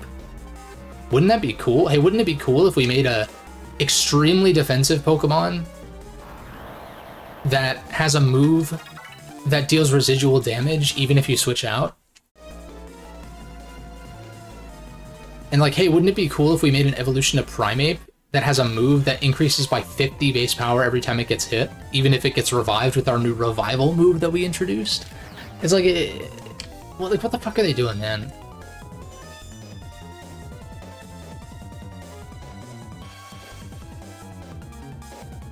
And my attitude towards Pokemon, it's like, has Game Freak ever cared for the competitive scene? For doubles, more so. Because doubles is like the official format. VGC is the official like doubles format. It's, you bring 6 and you pick 4, but you play doubles. And that's like mostly what it's balanced around. And they'll like, there's like a ban list where certain seasons you can't use like legendaries or mythicals or whatever, and then others you can, kind of deal. But I don't really follow VGC that closely, because I'm more of a singles player when I do fuck around with competitive, and I mostly like watch singles competitive content as well.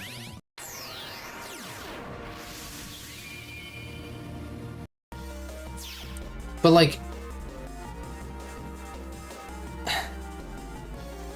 it's just a tricky thing, I guess. Because like they chose to make a JRPG series with a competitive mode where you can PvP, but it was never meant to be as optimized as it is, where it's like, with the current mechanics at least, where it's like, okay, perfect IVs, unless you want 0 IV for your attack stat if you're a special attacker, in case of foul play, and maybe some other stuff, or a 0 IV in speed if you're running Trick Room or something like that, or if you're trying to be slower for like a slow U-turn or Volt Switch or whatever, and then investing EVs very specifically. I think it, and like nature's impacting a stat plus 10% and minus 10% to another stat. Shit like that was implemented to make Pokemon feel, I think it was implemented to make Pokemon feel more unique and like real creatures, because, oh, my Scizor is adamant nature, but yours is naive, and so the stats are different, and so that makes them seem a little more individualized. But realistically, it's like, if your Scizor, if you have a choice between an adamant or naive Scizor, you're gonna pick adamant, obviously, for the attack buff and not having minus defense or whatever. And it's like, and that's why, that's part of the reason why the game's in-game difficulty is so low, because you're not really meant to optimize that shit, but it's so easy even beyond that, so that's not even really worth noting, I think. But I don't know. Does that make sense? I'm kind of like rambling about it because I've just got like so many thoughts about the current state of Pokemon.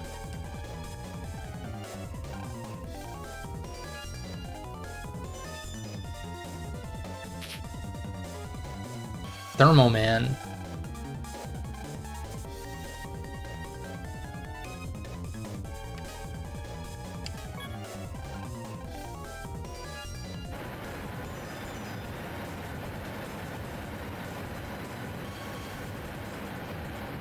So long answer short, no, I don't really think Game Freak has cared much for the competitive scene, with the exception of potentially VGC. It's hard for me to say as like not really being a VGC player, so I don't know like the state of the meta or anything like that.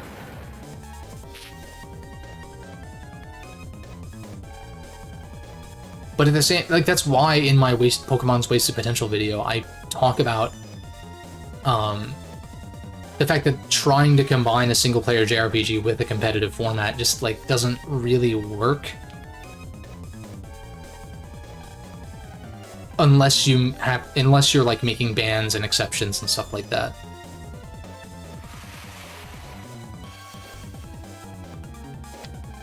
Like, one of the most noteworthy clauses in the Smogon formats is Sleep Clause, where you can't put multiple Pokemon to sleep because you have like a move like Spore, which is 100% accurate, and only like opposing grass types are immune to it, or Mons with Vital Spirit or whatever as an ability, which you're not really going to want to run. And Sleep is so powerful because it, you know, it prevents your opponent from acting. It's just, I don't know.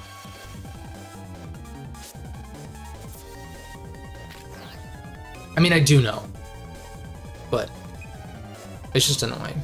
I don't know.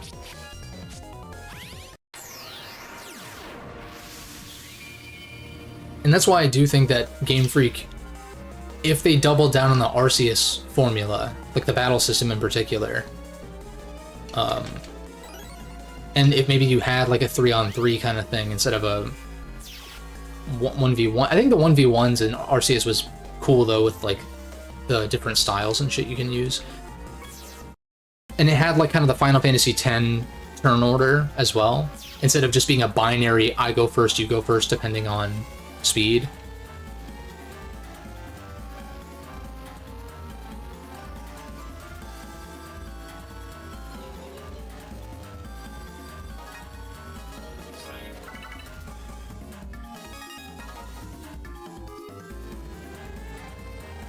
What's the deal with this dungeon? The Snake Chamber suddenly came.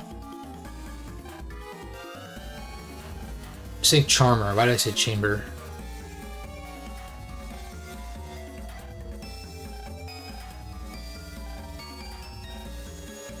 Okay, we need to find the antidote. Are there going to be snakes chasing after me Nightman style? Like Nightman's comp? Or maybe when I get the antidote, something starts chasing me? Damn it.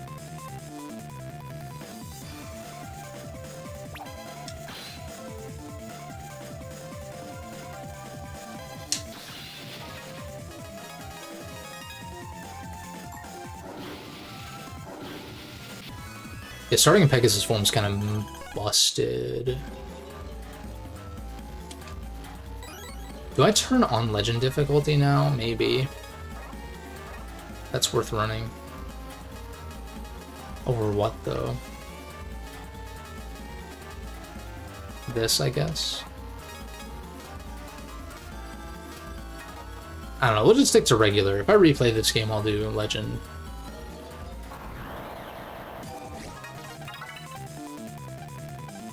Damn it.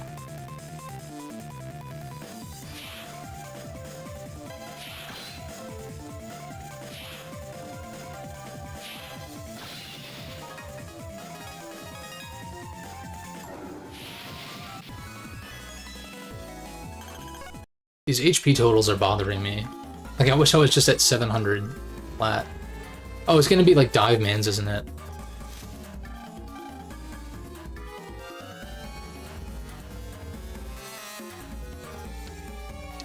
Maybe. Okay, yeah. Oh, shit. I definitely tried to make that corner, but...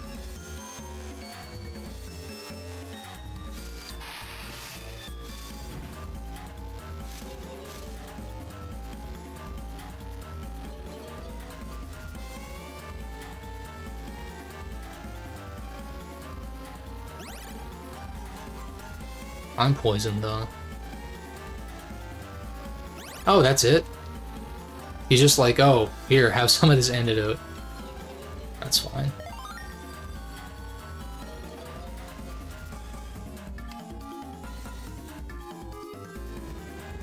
Oop. Another one.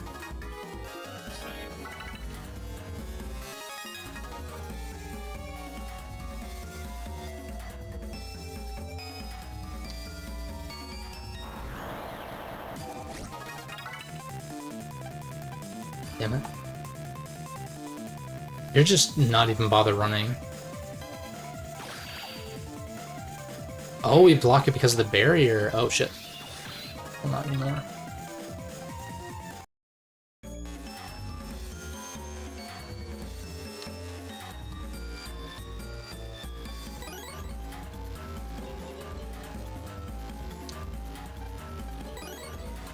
God damn, these Zenny drops are insane.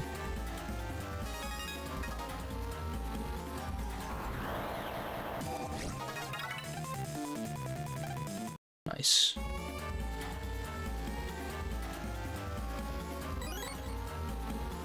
Alright, hydration break.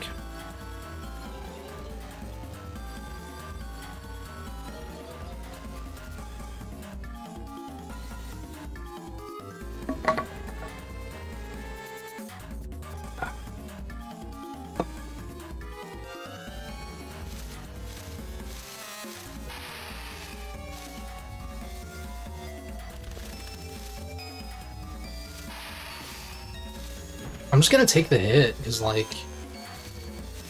it's not, I'm not, like, taking damage as I walk or, like, anything like that. It's just 20 damage.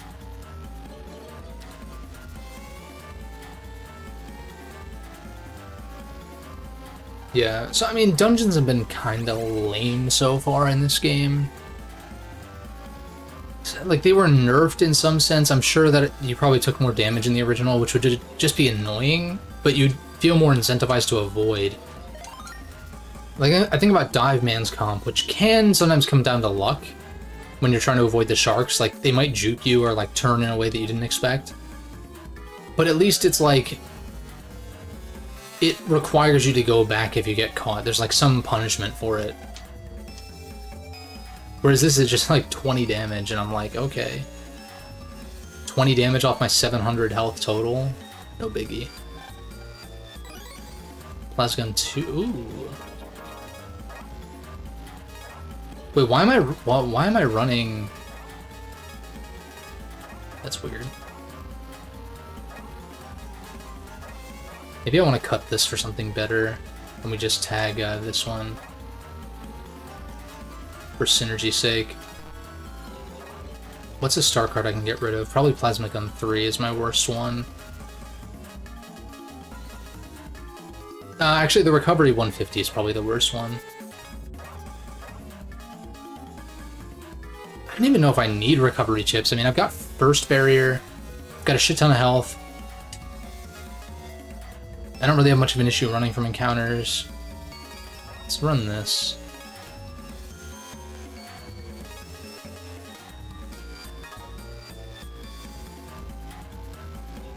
This track is kind of good, though. Blue ink.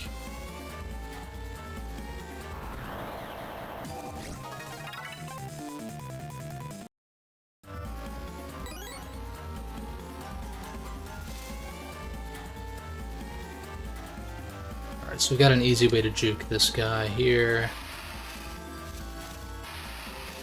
This is a dead end. Did I fuck up? No, I didn't. Perfect.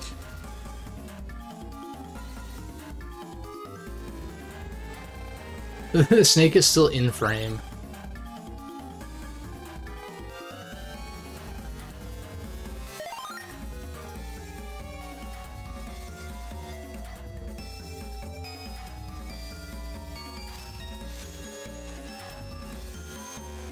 Two of them. Can I hold two antidotes at once, or is it going to make me do them separately? That is the question. Nice.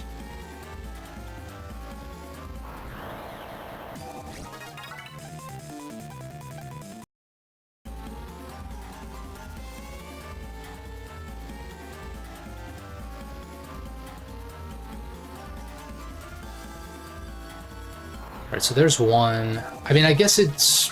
I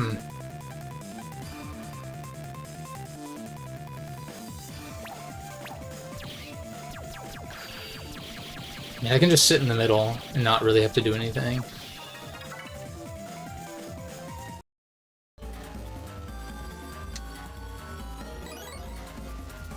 I was like, I know there's going to be two antidotes, but if there's enough for Geo to, like... If there's enough for Geo to have some, then they should be able to split one, in theory. But I'm just wondering, like, can I go grab the second one? Or is it gonna... Let's see. Okay, we can grab both of them then. Oh, it's a dead end. I wanted to check for mystery datas, but nah.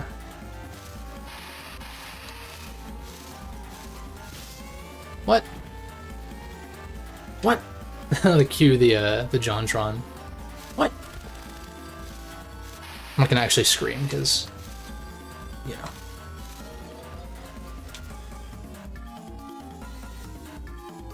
Love to see Capcom make a BN mobile game similar to Pokemon Go. Yeah, dude, I think that's kind of a no-brainer. I think like some kind of Navi thing.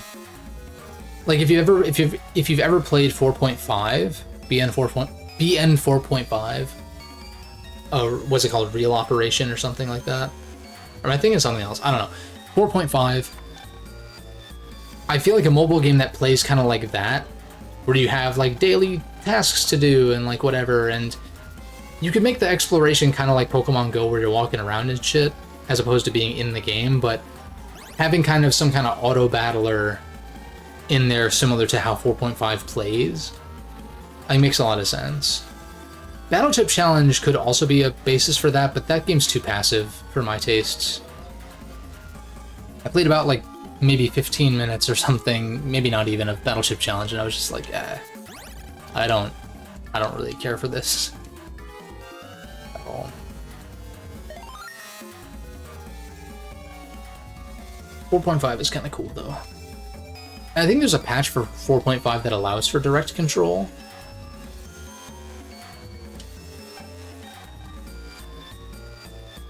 If that's something that you want to do.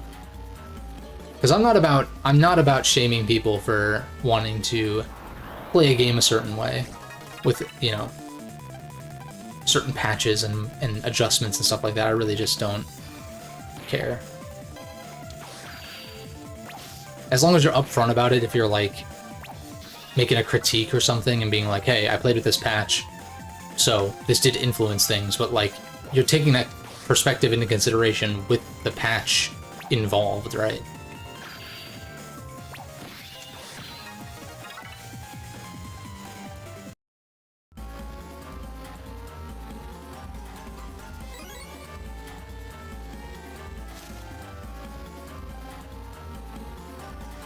Yeah, I mean, there's just so much Capcom could be doing with Mega Man, and they're just not doing anything, so it's like, I don't know, like, forget what the word is on Mega Man 12, if it's like supposed to be more ambitious or something. I don't know, as much as I like the classic games, I'm like, can they stop at 12, so that way we have like the 6 on the NES, and then we have 6 more that came after that, you know? Because I feel like 12 is such a nice round number to just end the classic series. But I don't know. Maybe I'm in the minority on that. You've heard of 4.5? Yeah, they could do a 6.5. I think if you haven't seen gameplay of that game or checked it out, there is an English patch if you decide to emulate it or something. But even if you just watch footage of it, I did like a short stream on it a couple months ago. More than a couple, but you know, a few months ago. But I think that game is like a real solid basis for a mobile game, straight up. You know, and you can kind of have like, oh, finally a purple.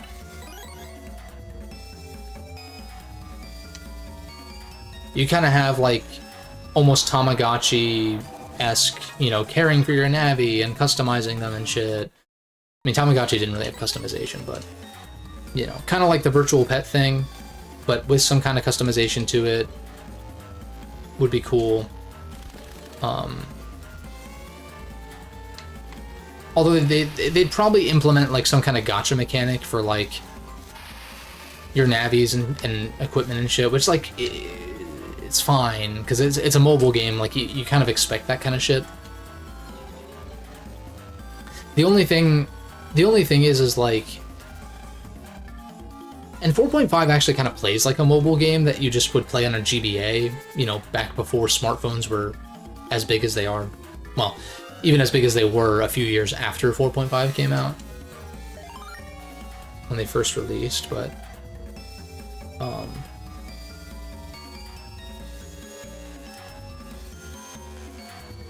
like I don't know, Capcom was so ahead of their time with that Battle Network in particular.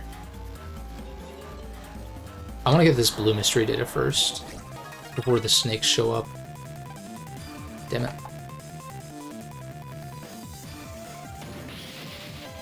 Oh, that kills them? Holy shit.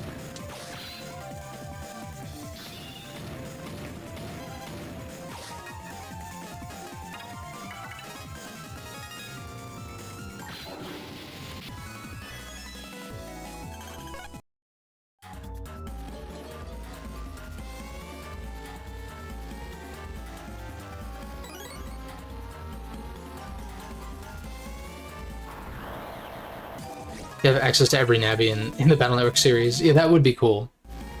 That would be cool. The only thing is, like, it's been so... I know what I was going to say. It's been so long that if Battle Network has been dormant for as long as it has been, and then they come out with a mobile game, or, like, kind of a somewhat spin-off, like a 6.5 real operation type thing, people are not going to be happy. Like, you have to do... I feel like you have to do, like, either... Well, they did do the collection, though, so I guess that's something. But you need to do something mainline before coming out with, like, a spin-off of a dormant series. See, Metroid Prime Federation Force is a key example. It's like, okay, Other M was the last Metroid game we got, and that was, like, 6 years ago, and then they announce a spin-off that you don't even play as Samus, and it's, like, not even really... Like, it could have been any other franchise or, like, a new IP, but they decided to do Metroid without having had a mainline game in, like, 6 years. It's like if they had put out Samus Returns first, which came out the following year, and then did a spin-off, like, okay, I guess. People probably still wouldn't have loved it, but it's better optically.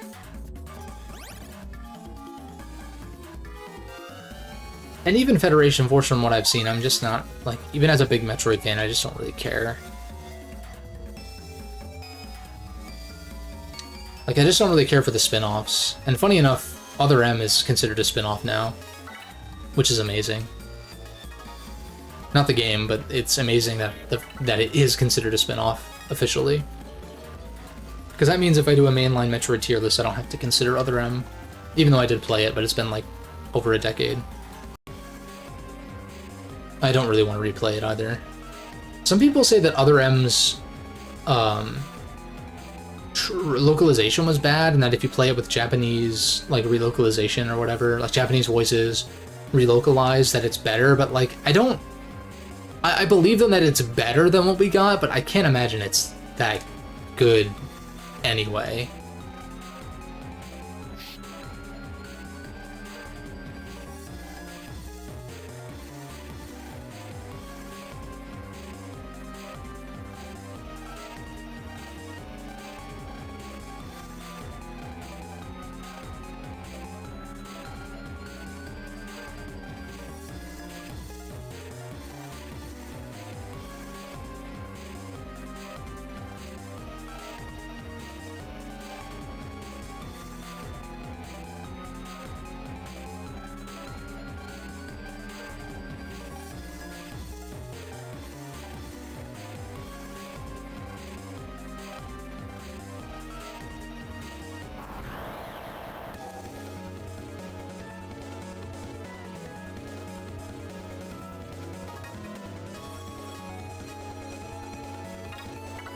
Okay.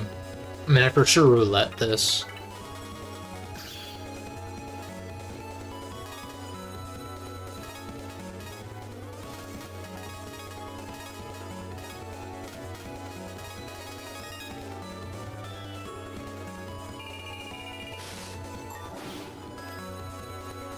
I thought I'd put her in a bubble. Oh shit. Damn it. I shouldn't have given her a grass stage. That was kind of a bad idea. Oh, I thought I had a charge. Whoops.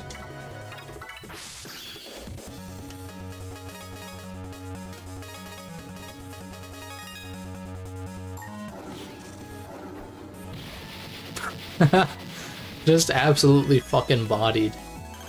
Oh my god. Not quite an S, but... I kind of would maybe prefer the Zenny, because... I can get her regular chip pretty easily. Just by fighting her. And then if I S rank, I just get the EX chip off rip. But I haven't been counterattacking that much. I feel like it's hard to pull off counterattacks in this game compared to VN. I think the perspective kind of makes it harder. And Gemini, I think, has been around in the story, like in the background. Because one of the jammers mentioned Gemini earlier. Oh shit. And I already know that it's what's his name, Pat. I'm pretty sure is Gemini's host.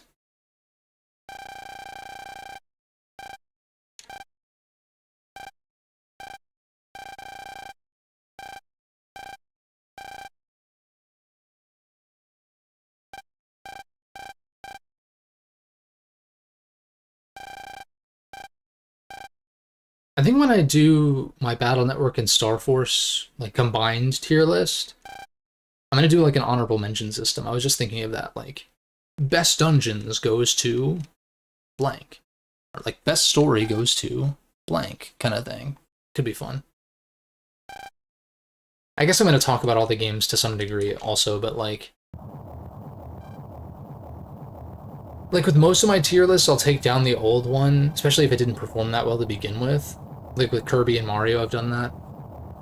Like the Battle Network video, that's gonna stay up because it's one of my most viewed.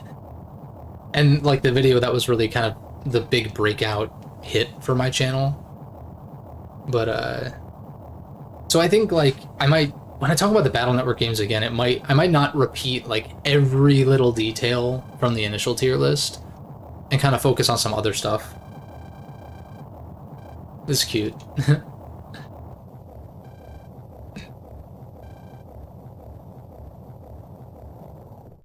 Oh, we got a little HP buff. Oh, uh-oh.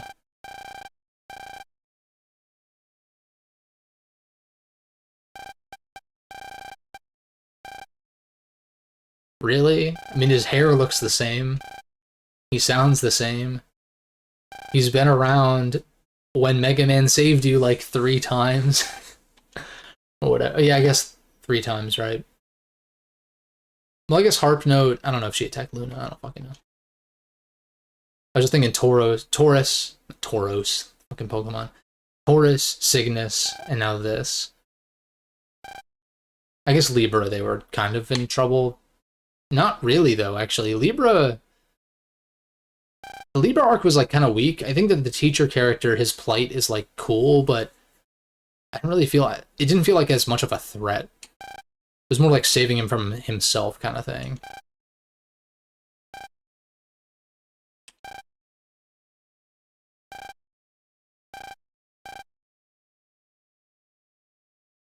Nothing like strangling your parents with giant snakes to make them see things your way, I guess.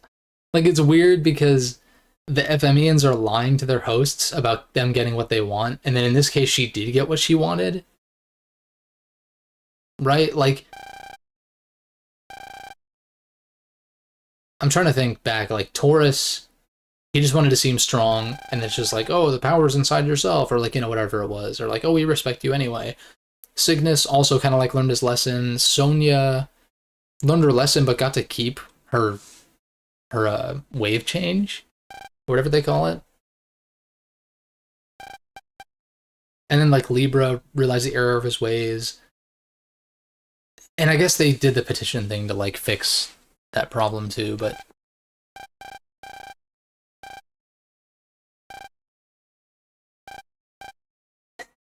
Luna's gonna be like, just put the costume on for me. It's funny.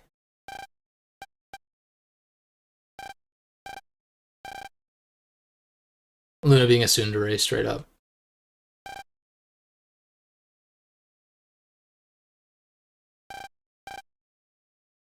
Ah, we're getting another brother. Boop-a-dun.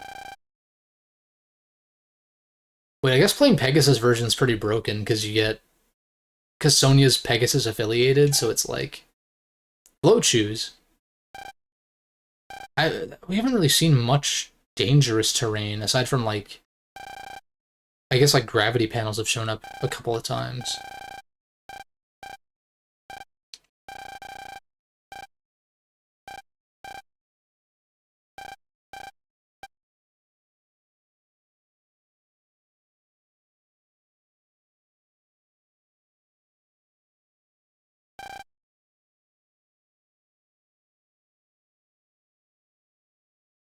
I mean, Sonya's like, did you forget about me? It's like, well, you were kind of like unconscious. Professor Snake. That's quite the ingenious name, Capcom.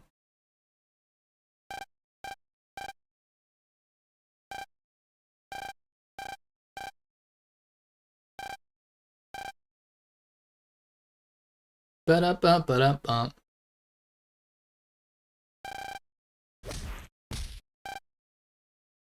Yo, you good? Yo! This kid's just like beating up grown-ass men.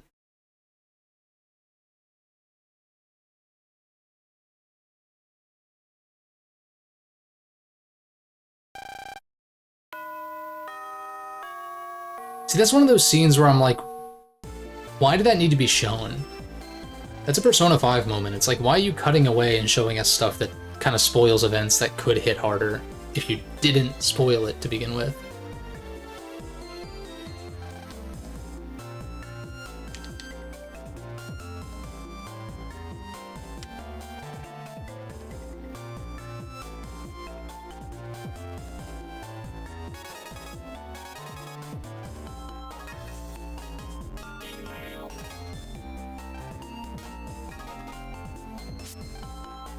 Dude, Sonya knows what she wants, though. And Gio is completely oblivious. She's like, somewhere quieter next time. It's like, hey, chill out.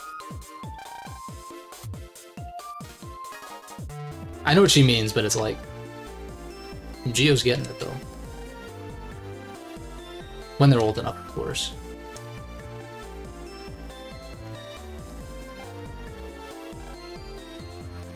I'm actually kind of curious how the love triangle thing is going to pan out, because I have no idea. Like, Lan and Male were super obvious that they were going to be an item once they, like, grew up and shit, but...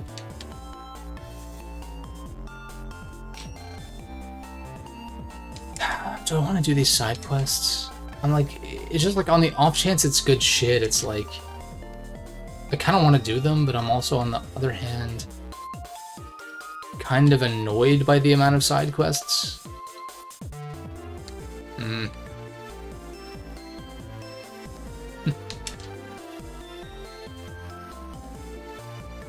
Let's see here. God, there's so many. Why? I guess I mean, most of them can be done by just talking to them.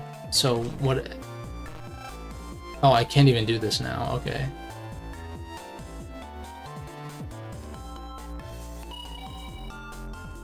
Lame.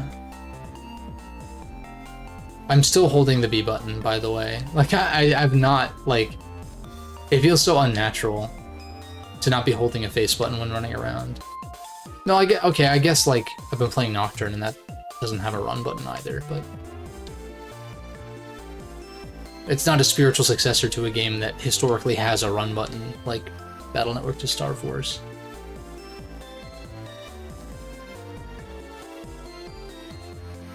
Bum, bum, bum, bum, bum, bum, bum. I guess that's not true, because there probably was a run button in SMT 1 and 2. I know there is in Strange Journey, which is also a first-person dungeon crawler.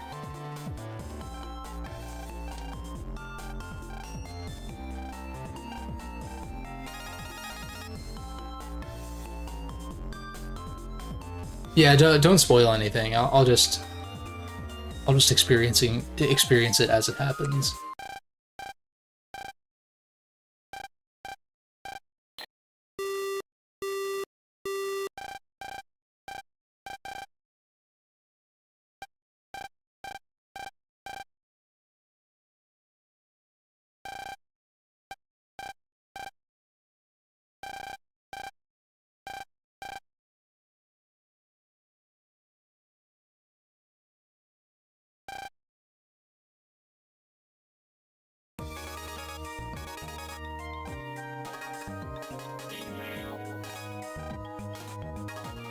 Alright, can I... I'm gonna scout for side quests.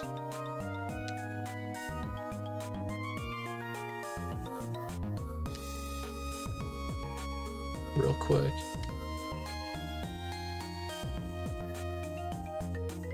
Yeah, just make a split timeline for whichever ship ends up happening.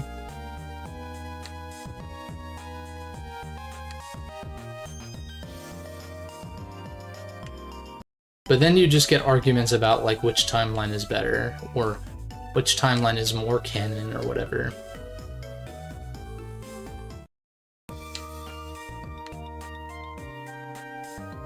Although if people want headcanons that can be like it's one thing if a headcanon goes like explicitly against something that happened in a piece of media, but I also don't agree with like gatekeeping headcanons where it's like if you want to omit in your own personal headcanon certain games in a timeline or like whatever, I feel like that's fine. You do have to accept that it might be referenced later down the road, but like, I don't know. Who gives a shit?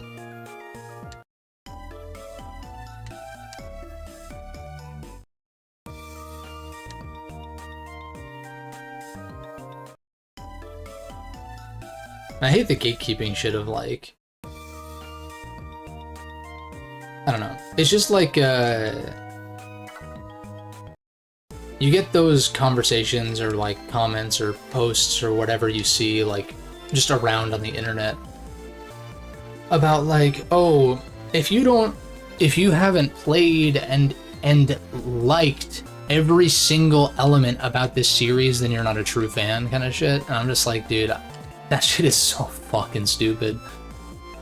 Like, holy shit, how miserable do you have to be to like pin your identity so much on liking a franchise that you're like, oh, if you didn't play this obscure spin-off, or even if you played it, if you don't like it, then you're not a true fan, because only a true fan would like everything. And it's like, okay, sorry, I don't blindly enjoy everything. God damn. Thankfully, I've not seen many people like that commenting on my stuff, but it's just more so I'll be perusing and just see that stuff around it. I'm just like, I'm always so tempted to like say something, but I just know it's wasted breath. It's kind of a good restraint exercise in that way, like seeing like heinous, I almost said a bad word there, stupid ass takes on the internet, and like restraining yourself from replying.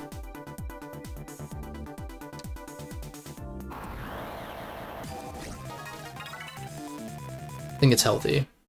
Although I guess me calling it out on this stream is somewhat replying in a sense, but indirectly. I don't know. It's not any specific thing that I'm thinking about. It's just like in general a sentiment that I've seen here and there. Not so much in the Mega Man community though, because I feel like the Mega Man community is actually pretty chill, except for maybe some fringe people out on whatever, but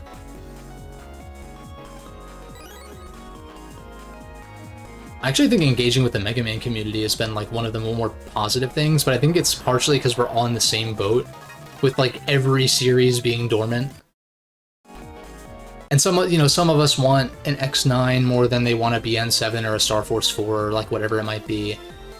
Like sure, but ultimately like any new Mega Man game is a win for any of us. It's just, it is kind of annoying that it's always classic. Even if the classic games are fun.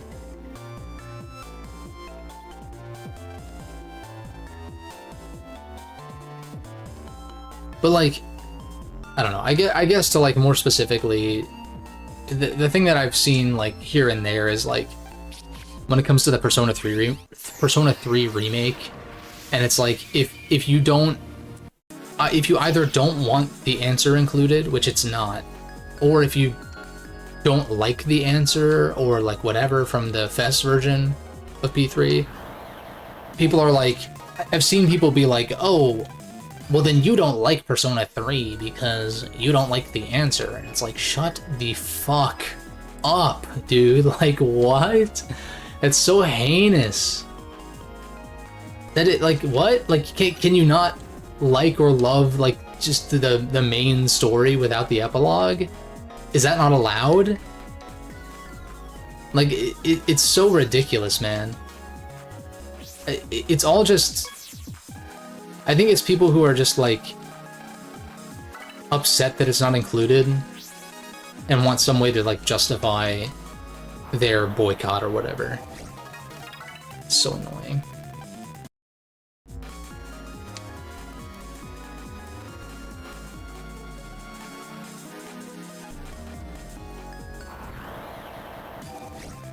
I've seen some even more heinous takes out there where it's like, if you don't play the Persona Q games and love them, then you're not a Persona fan. And it's like, dude, seriously? Like, what?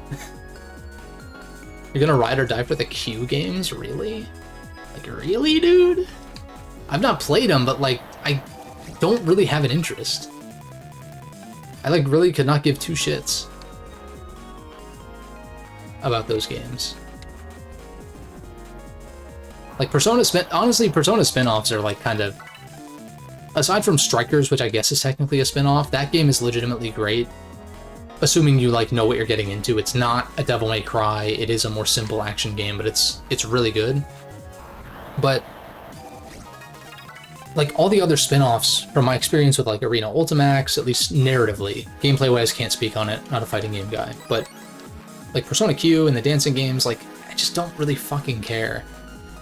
Even Tactica, I'm just like, I don't really care, man. Like, I just, not for $60 at least, like, not now.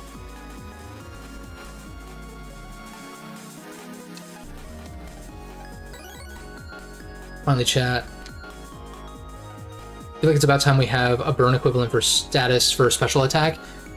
In Legends Arceus, they changed freeze to frostbite, and it functioned exactly like that. Actually, which I wish, like, because they changed hail to snow, which is what was a change in Legends Arceus, I think. And then people were speculating and hoping that freeze would change to frostbite, because as it stands, freeze is super uncommon because it's fucking busted. It's, like, inconsistent. There are ways to thaw, but, like, very niche ways to thaw. And freeze is just a bad mechanic in Pokemon. It's not good. And so changing it to something like frostbite, I think, makes a lot of sense. And I'm not really sure why they didn't.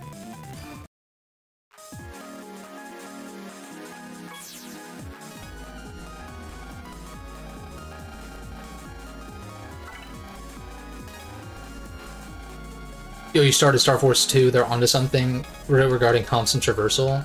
Okay. That's good to hear.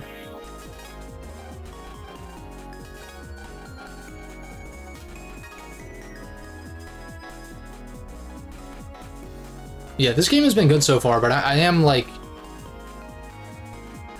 I'm just, like, kind of just itching to get to Star Force 2, to see what it was that rubbed me the wrong way when I played it as a kid. Or not rubbed me the wrong way, but it's like I didn't feel compelled to finish it. Do I want to fight Libra? I mean, I can throw an attempt at Libra, that's fine.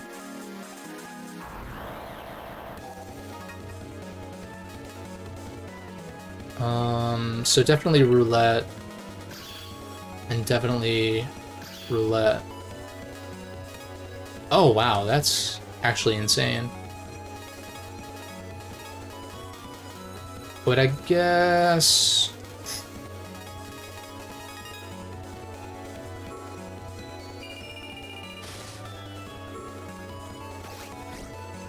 Ba-na-na-na. Shit slaps.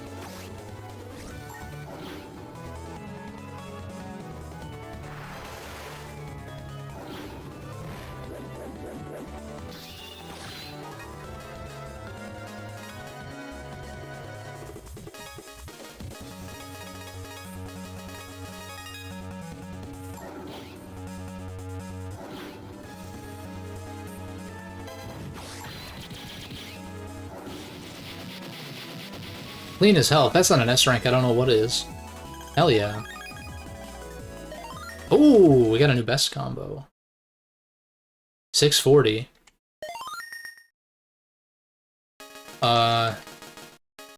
We can worry about naming these later if I want to. Where is the exclamation? There it is.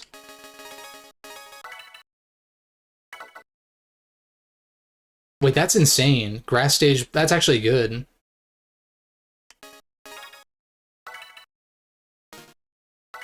Cool. What is Libra's, I keep calling him chips. 2-hit fire, aqua on last. 2-hit fire, aqua on last and first row. I feel like that's too hard to land. Last dungeon and boss of Star Force 2 would be new to me. I think so. I'm still unclear if I finished Star Force 2 or not. I don't remember. I might have, but I've been like conflating aspects of Star Force 1 and 2 kind of together, so. Are you playing on actual hardware? You emulating? Because there is a patch to reduce the encounter rate if you are emulating. If you're on actual hardware though, then good luck, soldier.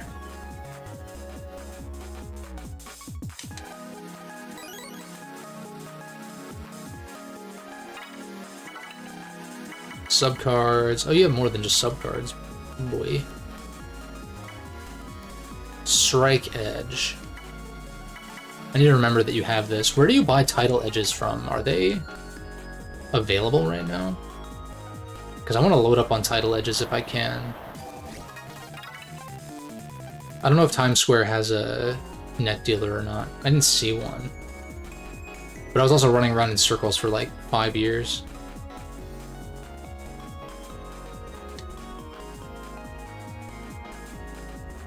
Hardware. Comps rate is straight up heinous. Yeah. Should be interesting. I feel like if Capcom, damn it, if when Capcom does the Star Force collection, instead of a Buster Max, I think that they should implement just like a turning off encounters or like adjusting encounter rate. Because that's something I know has been in like the Bravely Default games, in I think Octopath Traveler might have that as well. Just like some, or like the Pixel remasters for Final Fantasy I think have adjusters for certain things like EXP gain and shit. Which wouldn't apply to Star Force, but like encounter rate for sure. I feel like that would be nice, because it's like, I might add a blurb about this in my Nocturne video, but like, high encounter rate, it's like, okay, if it's hard to run away from enemies and you get wiped by a random encounter, then you're just like, that's just annoying. You're losing progress. And like, yeah, it keeps you on your toes more often, I guess, but like, that just sounds frustrating. But if it's like generally fairly easy to run from encounters and or getting randomly wiped is pretty uncommon, then like, I don't know, I'm just not really a fan of random encounters in general. Like, it's tolerable, especially when there's an indicator for when they're gonna happen, but 9 out of 10 random encounters I come across in most JRPGs, I run unless I specifically am wanting to fight. Or I'm grinding, specifically.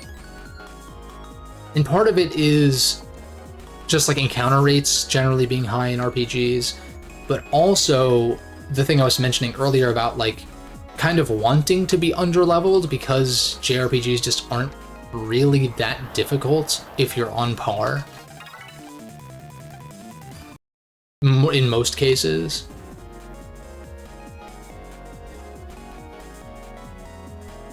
And we've talked about like, there is a balance between challenge and fun to be had.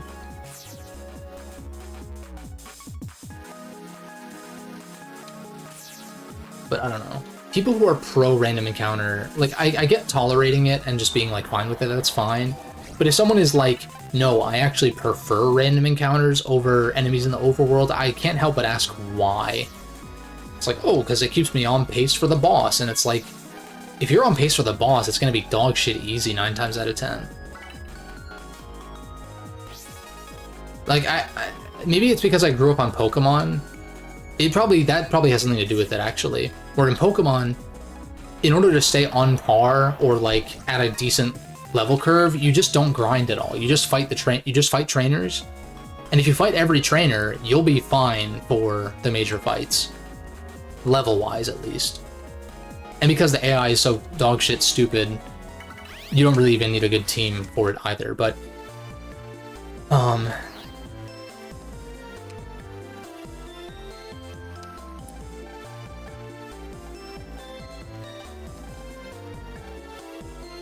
Oh, wait a second.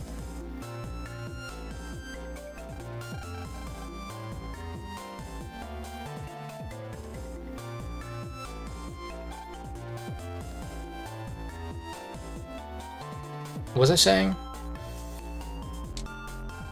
She said it's cold, right?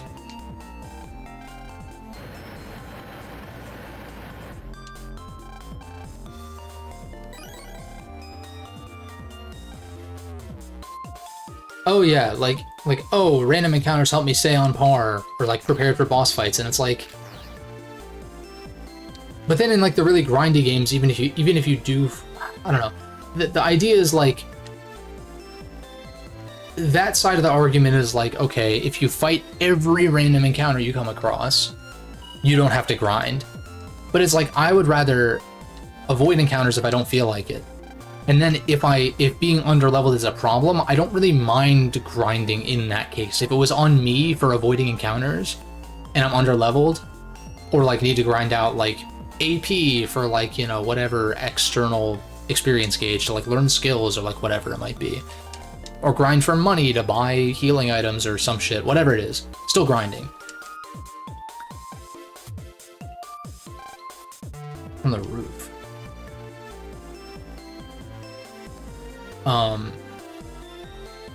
Yeah, I don't really mind grinding if like I avoided encounters to the point where I'm so underleveled that I can't do it.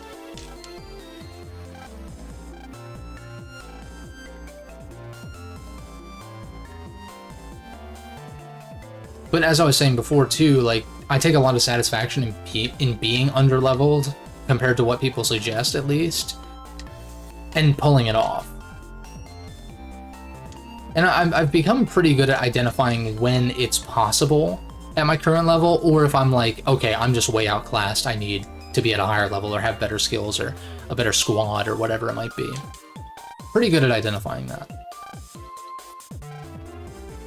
Or on the other hand, it's like, if I die to a boss and I'm like, if I played a little bit better, maybe got a little luckier or less unlucky or like whatever it might be, played things out a little differently, I could probably scrape by and do fine. But usually it's worth changing something on a second attempt, even if it's not like a major level bump or whatever.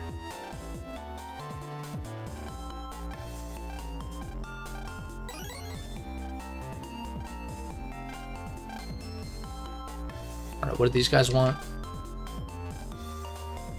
Interference? Okay. So there's gonna be some virus up on the wave road.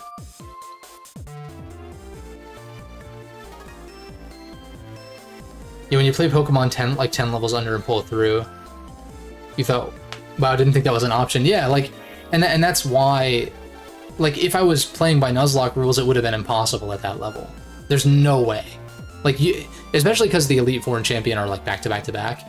And that's why I like the idea, and that's why, yeah, XG, I was also underleveled for the GameCube games. That felt more satisfying though, because it wasn't like, as I was saying, it's the doubles format is a little more dynamic for a single player game. I haven't really been paying attention. Who's the most popular teacher at this school? Isn't it? Is it not Mr. Who's a what's it? From the roof. How do I get to the roof? Can I get to the roof?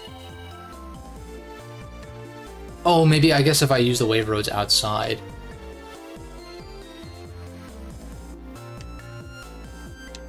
But yeah, like, and like Digital Devil Saga was another example where I don't remember what people were saying, but like my squad, all my party members in DDS1 were like mid to high 40s and I beat the game. I'm not trying to, it's not a flex, it's just more like, I talked about this in the Nocturne video, I guess I can say it a little bit, where it's like, the fight against Matador in SMT3 is infamous, and I've seen forum posts, because after I beat him at the level I was like, what do people suggest? Because I feel like just to make sure I'm not over-leveled or something, I was like level 16 or something like that, and people were suggesting you gotta be level 20 or 22 to like fuse this demon or like get this skill or whatever, and it's like, no you don't. What? Like, the game gives you plenty of tools to like circumvent Matador's strengths, to where you really don't need to be that high a level to do it. And that's not a complaint that it's too easy per se, it was just surprising. And it's one of those things where it's like, good prep in SMT goes a long way compared to execution.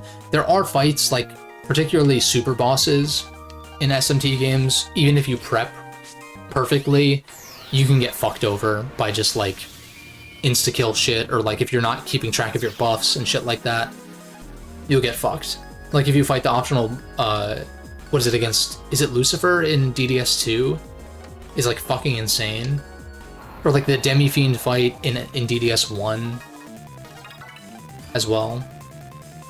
Which I haven't done. If I go back and play DDS, ideally when it gets remastered, I'm gonna do like the post-game shit.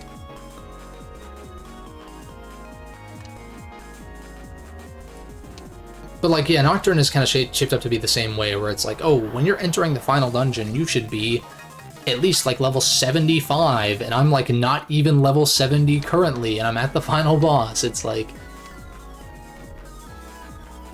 And I guess we'll see. I might need to grind to 70 for a particular demon, with a particular skill, but I'm gonna attempt the final boss and just see how it goes without it. And then if I get fucked over, like, yeah, I don't mind grinding a little bit. Cause I know generally like what what I'm missing on my squad, skill-wise.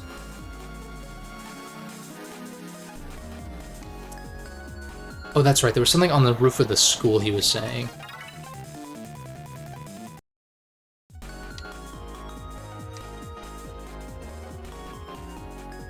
Oh wait, this is not, there's no roof. The school... The school has no roof, what the fuck? Let me actually like pay attention to what I'm doing. I'm just fucking ranting about JRPG fucking garbage, but...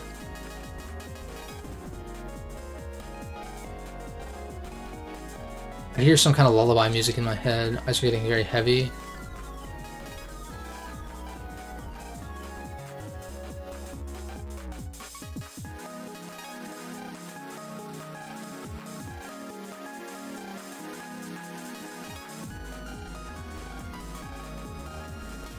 Oh, it doesn't tell me what they actually told me IRL. So... Does Big Wave have new chips? Or cards or whatever?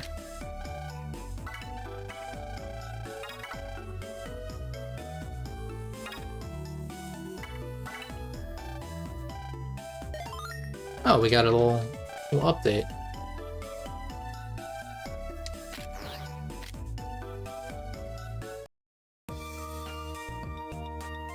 Ishtar beat you up multiple times in SMT5. I really want to play SMT5. I want to play some of the other main series games first, in the hopes that it gets ported to PC finally, but... I'm starting to think I'm like... I think I would actually really like it. Based on like... Because I know some of the changes they made to the battle system and stuff, but... It's really the story stuff that I'm a little bit... hesitant about, I guess.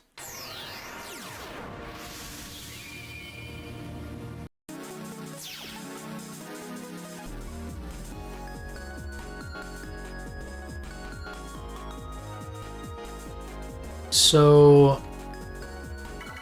I don't know what to do first. I guess let's get these statues, which I assume you buy from Times Square, for Mr. Shepar, and then I'm assuming talking to him again will help with the other side quest. But I think going to Times Square is going to trigger this main quest stuff, which is fine. I just don't want to go like too much longer.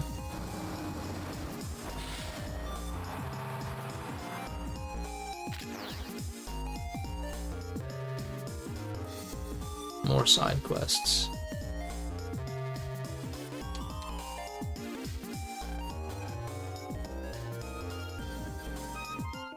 What is going on?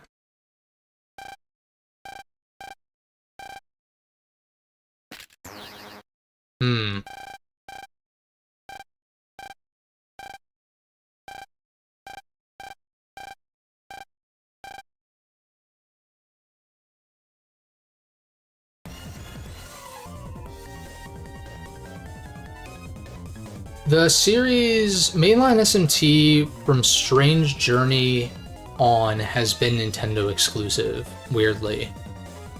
Right? Yeah. Strange Journey, SMT4, 4 Apocalypse, and 5. It's so weird, and Nocturne was a PS2 exclusive. But then SMT 1 and 2, of course, were on Super Nintendo, because... what else were you gonna put them on? I guess Genesis, but...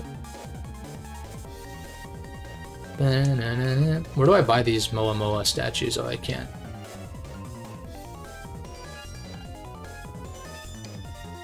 I bet I have to solve this issue first.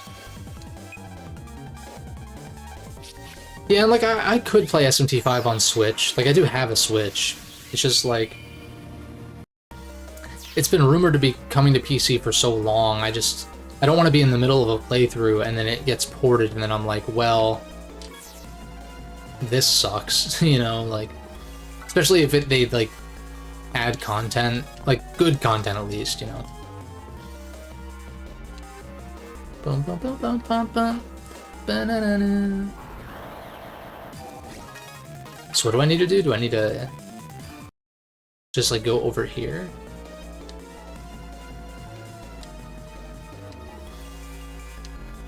Yeah, okay, I thought so.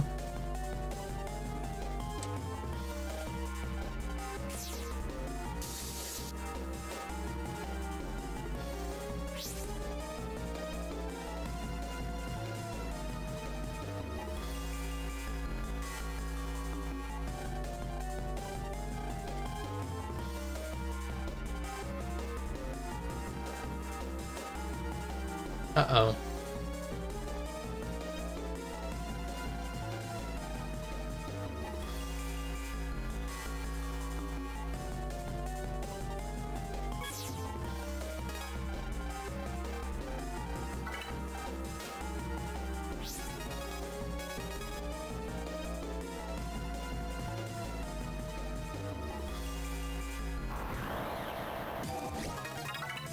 I mean, it would be nice for next time to be the finale, I just don't think that that's going to be feasible. I mean, well, depends on how much longer I go, I guess. Because, like, the thing is, I know Gemini, I think, is the last boss before the final scenario, but I don't know how long the final scenario is. I feel like it makes sense to have the final scenario be its own stream, as I've kind of been doing.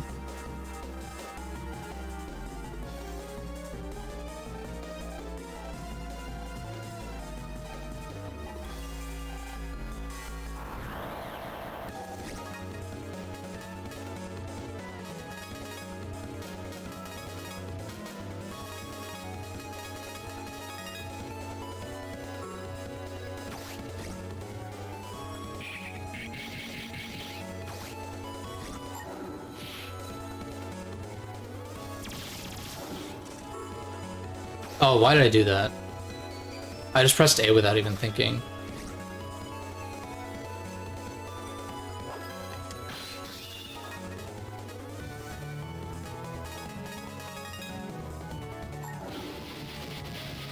Lit.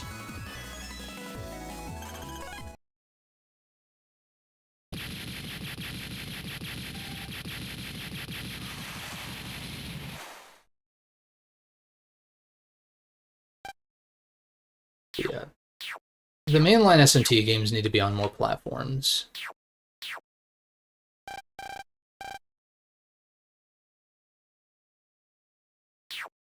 Although I will say it is weird, like, having the Battle Network games be available on PC and PlayStation. More so PC, because it's like, these are Nintendo games. Like, they were Nintendo exclusives that are playable officially on PC. That's crazy.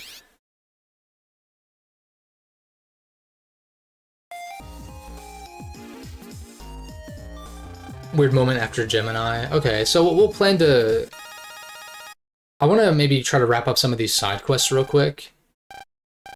But we'll do like all of Gemini's stuff next time. And then maybe push a little bit further, and then Monday will be planned to be the finale.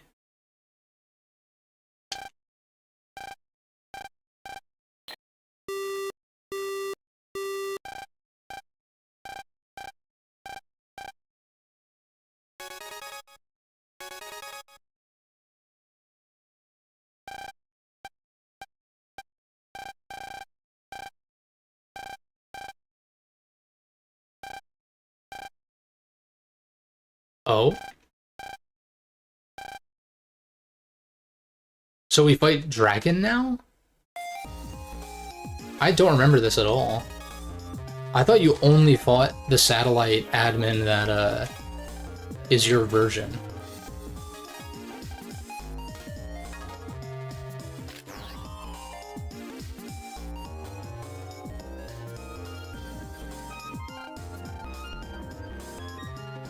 Oh, quiz? Mind attack of a cannon of... What does a cannon do in this game? Is it 60? 50?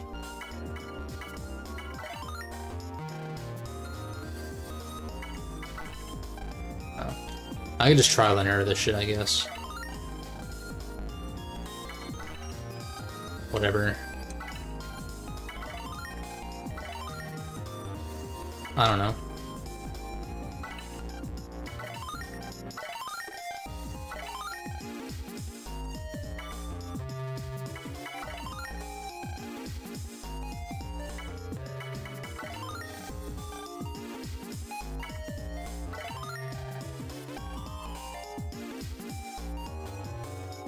Three? Yeah.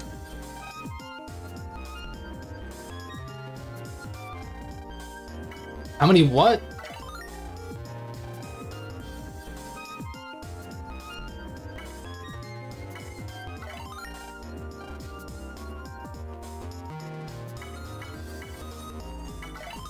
Nice. Clean 800 that I'm sure is not going to stay that way for long. This could be a DX thing, potentially. Is it normally you rematch Pegasus? But then again, the brother that we just got is affiliated with Dragon, so like, that does add up.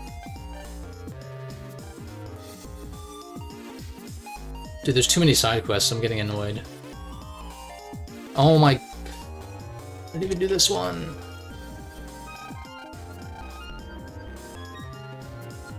It might be time for me to stop doing side quests. I'm like, I like this game, but I don't like it enough to do like everything, man.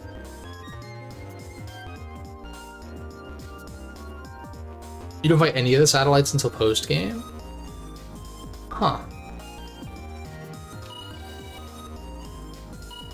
Interesting. Alright, fuck the side quests. I'm just gonna take this off. Unplug.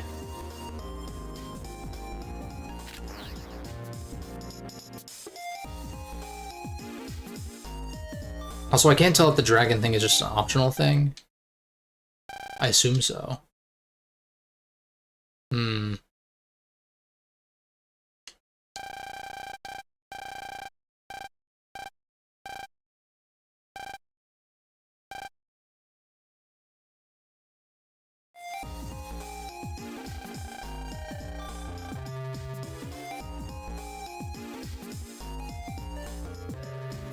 Putting your respective admin is normally locked behind post-game. Hmm.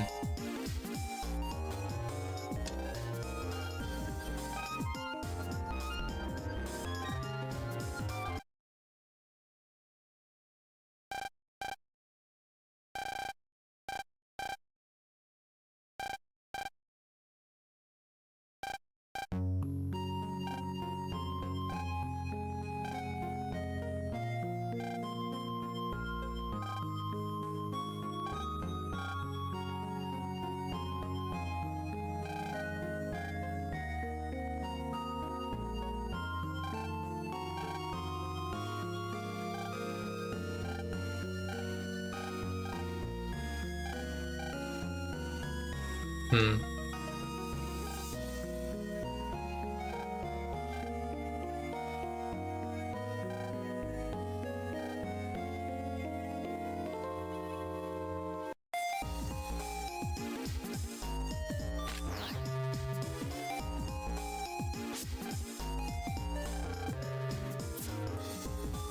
Oh, I guess we do have to go fight him.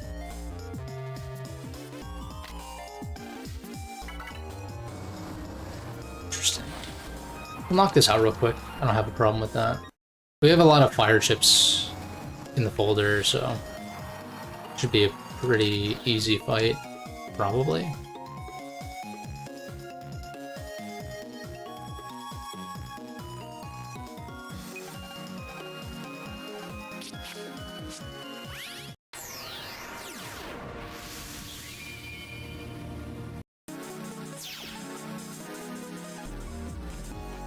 Those truck guys are funny. They remind me of, like, characters from, like, Cars or something. A little bit odd.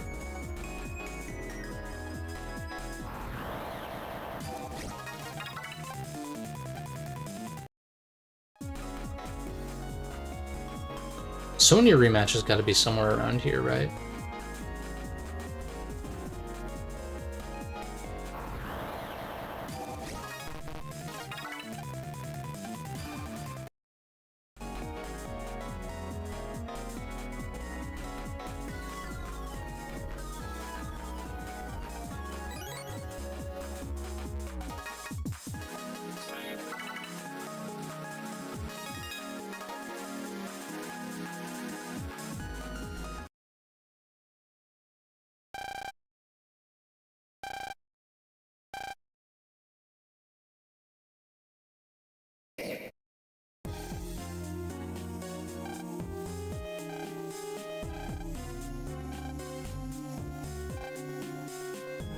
However.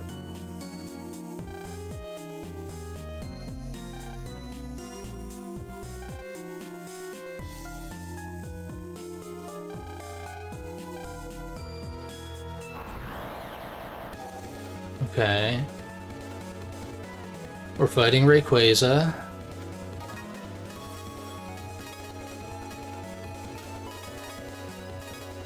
I can just, like, synergize pretty much everything. I guess I save those in case of a grass stage.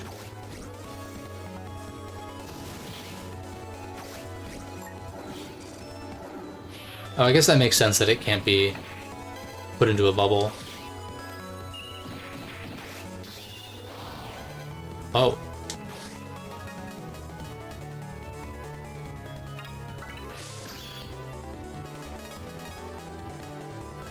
I'll save these for star power. I don't know if this is gonna land. Hope so. Yeah, it did. Cool. Can you get stunned or no? No, but it didn't matter.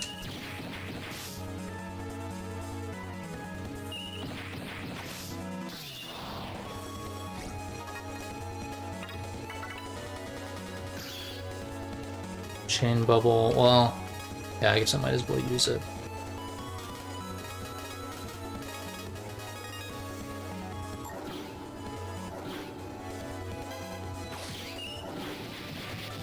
Nice. Good chunk of change there. I wonder if Harp Note is to the left.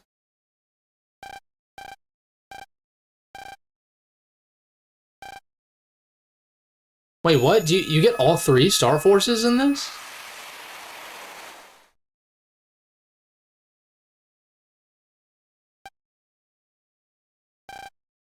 That explains why it's 1 patch. But that's, like, crazy because it still gave me Pegasus first. Is that... I patched this over to copy of Pegasus, but now I'm wondering, did it even matter? Like, is Pegasus always first because Sonya is Pegasus affiliated? Oh, Harpnode's a Vista Point, that makes sense. Or would I fight Dragon or Leo first, depending on what version I patched over? I don't... Huh. That's like... This is one of the most impressive improvement patches I've ever seen in my life. Straight up. I cannot believe the amount of effort that went into updating this game.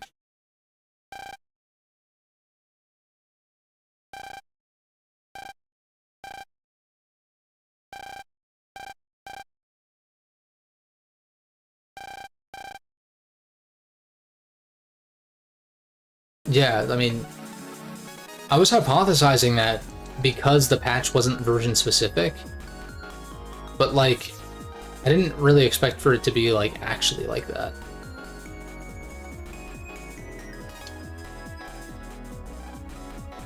It's like Mr. Famous's great-great-great-great-great-grandkid or something.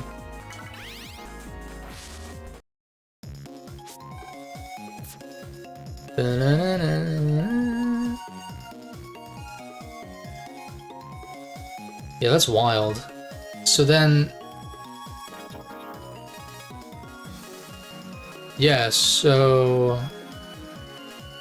I guess in order to use Dragon, I need to draw Luna's card, and then use that to transform as opposed to Roulette.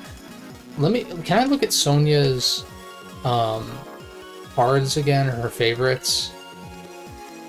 I guess having another harp note in my folder is actually not bad.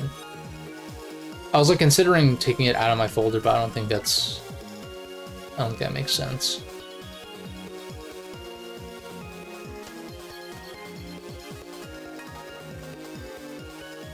My only question is, what do regular people use these cards for? Because they don't have, like...